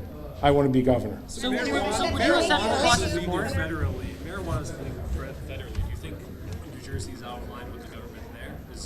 What issues? No, listen, the federal government, another failure of policy. You know, honestly, it was like, with all due respect, Mikey's saying, I'm going to get more federal money to fix everything. I'm sorry, it's a pipe dream. It's not happening. The federal government doesn't do much of anything. Marijuana was left to the states, right? Many states did marijuana. We took great stakes to try to make it right. And you know something? And it's not perfect. We need to do better with it. Thank you. Thank you. Thank you. Thank you, guys. Thank you. Thanks. Hey, Josh. Hey, buddy. Be good. Representative. Hi, guys. Representative, what would you want to tell Governor Kathy Hochul, should you become governor, about really addressing congestion pricing? This tax is ridiculous, and it's suffocating New Jersey. It's killing our families. And by the way, it's killing New York families too. We're obviously fighting it on multiple fronts, the congestion tax. We've got bipartisan legislation up to say to the MTA, you go ahead with this and you keep going ahead with this, you're going to lose your federal grants because you can't double dip like they're double dipping. We've seen the Governor Murphy is going at it again on another angle on the legal side, right? So they've got a new case, which I think is very promising. And then this administration is obviously talking about finding ways to kill it too. And then when I'm governor, that doesn't work, we'll kill it. I've got some things up my sleeve to kill this thing. It's outrageous what they're doing to hardworking Jersey families right now and New York families. Will you take it to court ultimately? I mean, I think this thing's I think their court case is gonna win, right? New Jersey's court case is gonna win. And that's just based on what their strategy is, I think their court case is gonna win. But the bottom line is you cannot stick it. When people need right now is more affordability, not tax increases. What New York did is increase taxes on hardworking Jersey families with the congestion tax, right? At a time when people need lower taxes and lower costs, right? Look at the cost of eggs. Look at the cost of meat. Look what people are dealing with in their pocketbooks. They're struggling. The BPU put through for parts in Jersey, a 16% increase just weeks after this last election. We need to make life more affordable, getting energy costs down for them, their utility bills down. We got to make it so that people can actually afford property taxes because they keep, right? We need to cut property taxes in the state of New Jersey. That's why I proposed nearly 15% across the board tax cut on property taxes, a middle class family income tax cut. And seniors, we got to help our seniors out. You stay in New Jersey as a senior under my plan. When you turn 70, you get a senior bonus. We're going to give you a tax cut too, right? We got to help our families out, afford to stay in New Jersey. We got to make housing more affordable for our families. We need more housing so they can afford it. And I've got a rental rebate as well. And by the way, if you look at my plan, you'll see it's all paid for. Everything's paid for, right? We lay out a very clear plan on how to do it. Right? And I'm the only one who was on the stage tonight who put out a tax cut plan to make life more affordable for families. This is what families everywhere I go are talking to me about. Steve Sweeney said that you're depending on federal aid as a pipe dream. I mean, listen, as you know better than anybody, Charlie, as you know very well, right, a lot of the resources we claw back to Jersey, right, are for cops, firefighters, for our roads and bridges. Those are formula driven. Those dollars will come back. We'll keep fighting to get them back. We need more. And what I said in my plan was, you've got Rhode Island gets, and I'm not even sure where Rhode Island is, but they get 48% back more than we do every year from the federal government for things like fixing roads and bridges and taking care of our cops and for childcare. We'll still fight. And the idea that you, and I disagree with Mr. Sweeney here, that you just throw up your hands and say, forget it, like we can't rely on that, that's ridiculous. We got to fight for every single dollar to get back to New Jersey. Mississippi fights for their dollars. We're going to fight to get every dollar back to Jersey to give tax cuts and relief to families. What's your position? Sorry, what's that? You've been in DC. Why? I'm up, so that's Trace. In my district, we're up 357% in what we've clawed back to Jersey. And for the 5th Congressional District, for roads, bridges, and for cops and firefighters. And as you know, I helped write and pass the bipartisan infrastructure bill. I'm very proud of that, and negotiated, which includes a significant amount of dollars we've gotten back to the state of New Jersey to not only build the Gateway train tunnel, but for roads, bridges, to get lead out of the drinking water, right, for EV chargers. For a lot of dollars, those dollars are back to the state. They're coming back to the state. That's money we've clawed back to Jersey. We as a state, and I said we need a clawback czar, someone who works right next to the governor, who wakes up every single day looking and organizing to make sure we fight for every dollar that we deserve to have in Jersey and bring those dollars back. Congressman, transgender sports came up tonight in terms of getting athletes who identify with their gender to be in sports. You said that, with high suicide rates, that we can't be messing around with this. However, when the NDA came up, recent National Defense Authorization Act, part of that stripped transgender individuals under the age of 18 from getting sex change surgery. As you know, there was a second vote on that, a vote on this issue, and you can look up how I voted. The bottom line is, as a parent, I'll reiterate this again, right? As a parent, I think, and we see what's going on with these, the 25% transgender suicide rates and attempted suicide, right? And as a parent, I just can't believe that we can't figure out how to do better by our kids. Are you going to be an athlete? I mean, you're going to be an ally. What's next? To transgender. Can you ask the question? What's next? Constitutional. I've been a huge advocate and ally of the LGBTQ plus community for years. I'm very proud of my record, and I'm happy to send it to you if you'd like. We'll make sure you get the full record. Yeah. So constitutional amendment for abortion, would you want that to go before the voters on the ballot? I think we've got to get that amendment done. I said tonight that I totally support putting things out to the public to actually vote on. And I think that's a great idea, to get more feedback. Let people actually speak out on issues of what they want to vote for. That's a great idea. Okay, thank you guys very much.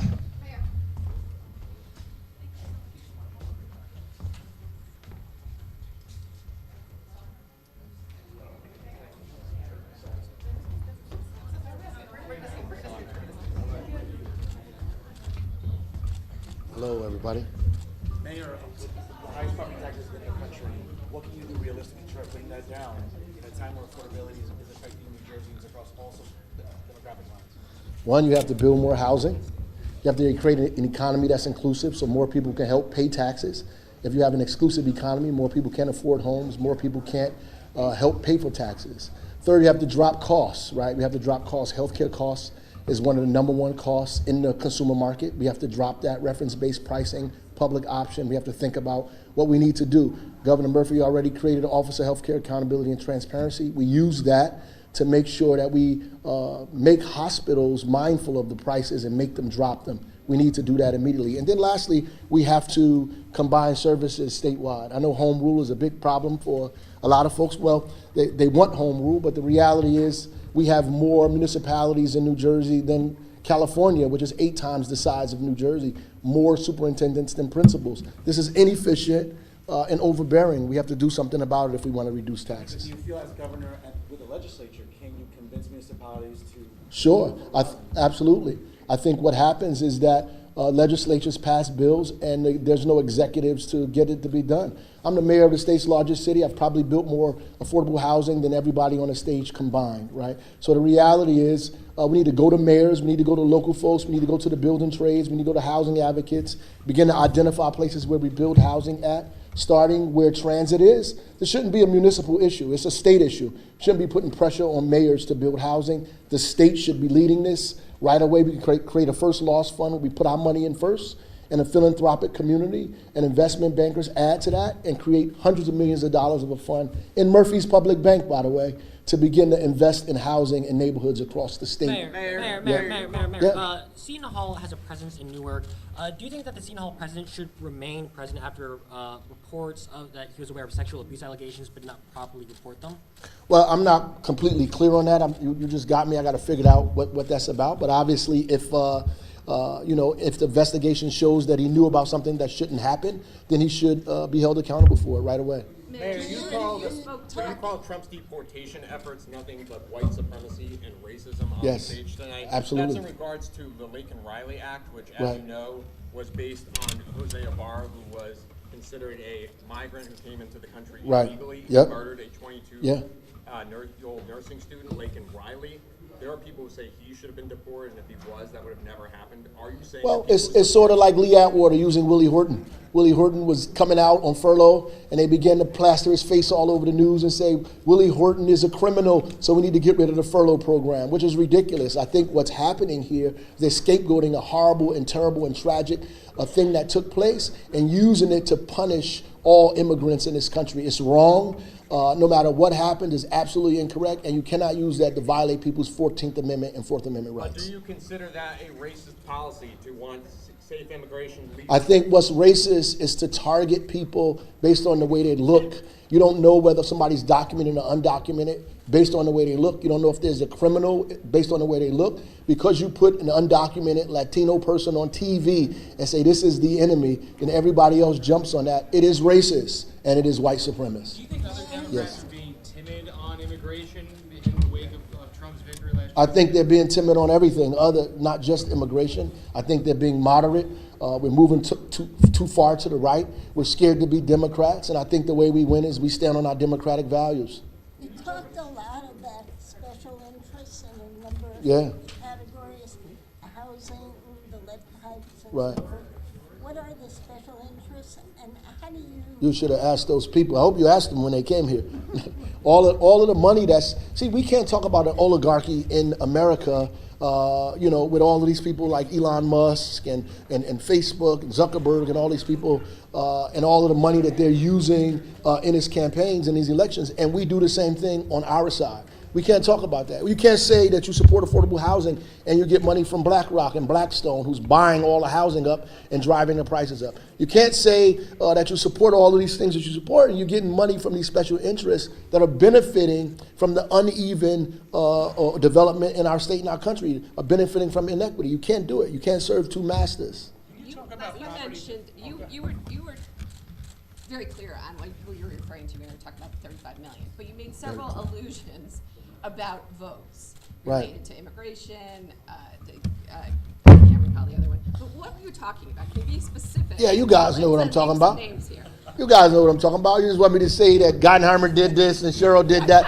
You check their record. The record is clear. They vote, and I heard somebody asking the questions here about LGBTQ rights asking questions about immigration. It's one thing to say you support these things, but your record has to speak for itself, and it doesn't. And you can't say you're going to do all these things with New Jersey, and you've been in Congress for 14 years. When you've decided to do it, the day when you announced running for governor? I mean, the reality is there's a lot of opportunity you had to do all these things that you just haven't done. That's just a fact. On that point about being in Congress, but the point about property tax relief, again, you're a mayor, you depend on state aid. Yeah. Now you're looking to switch roles. How do you see, well, what's your plan to lower property tax? And will you depend on federal aid? No. I don't think there's voodoo economics that we can't make Mexico build a wall and we can't make New York lower our taxes. It's a ridiculous concept. It doesn't make sense. The reality is the taxes won't go down unless we lower costs. This is the only way we get revenue is through taxes, property taxes, commercial taxes, business tax. If you don't lower costs, taxes will be high. If health care bills are through the roof, the taxpayers are going to pay for that. We have to lower costs by reforming health care. We have to lower costs by making sure we build more housing. We have to lower costs by consolidating municipal services, right? We have to lower costs by making sure we create more homeowners and give people the opportunity to be a part of an economy, because ultimately your taxes go down when more people are helping you pay them. So what do you think of Sean Spiller's, NGA's investment in Sean Spiller's candidacy for governor? And do you think that there should be changes in campaign financing rules around that? I think it absolutely needs to be campaign, financing rules. I think we all talk about big money and dark money, but people are using it, right? I don't want to get rid of the king to replace the king. I'm not mad at the bosses because I'm not one. You can't say that you don't want a big investment banker to put millions of dollars of their money specifically in a campaign, and then you allow one organization to do it for you. You mean you raised $140,000, but the union can give you $35 million of union dues? I think it's ridiculous and it's wrong. As a teacher, an educator, a principal, I'm a member of the American Federation of Teachers, not a member of the NJEA. I love those guys, I love those teachers, but they need to rethink that policy. God bless you guys.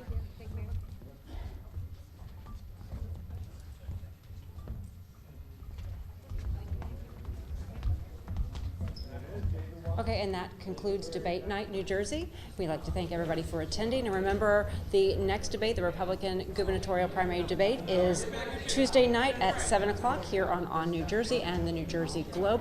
Thanks to Rider University and to all of our sponsors for hosting this debate. We'll see you on Tuesday.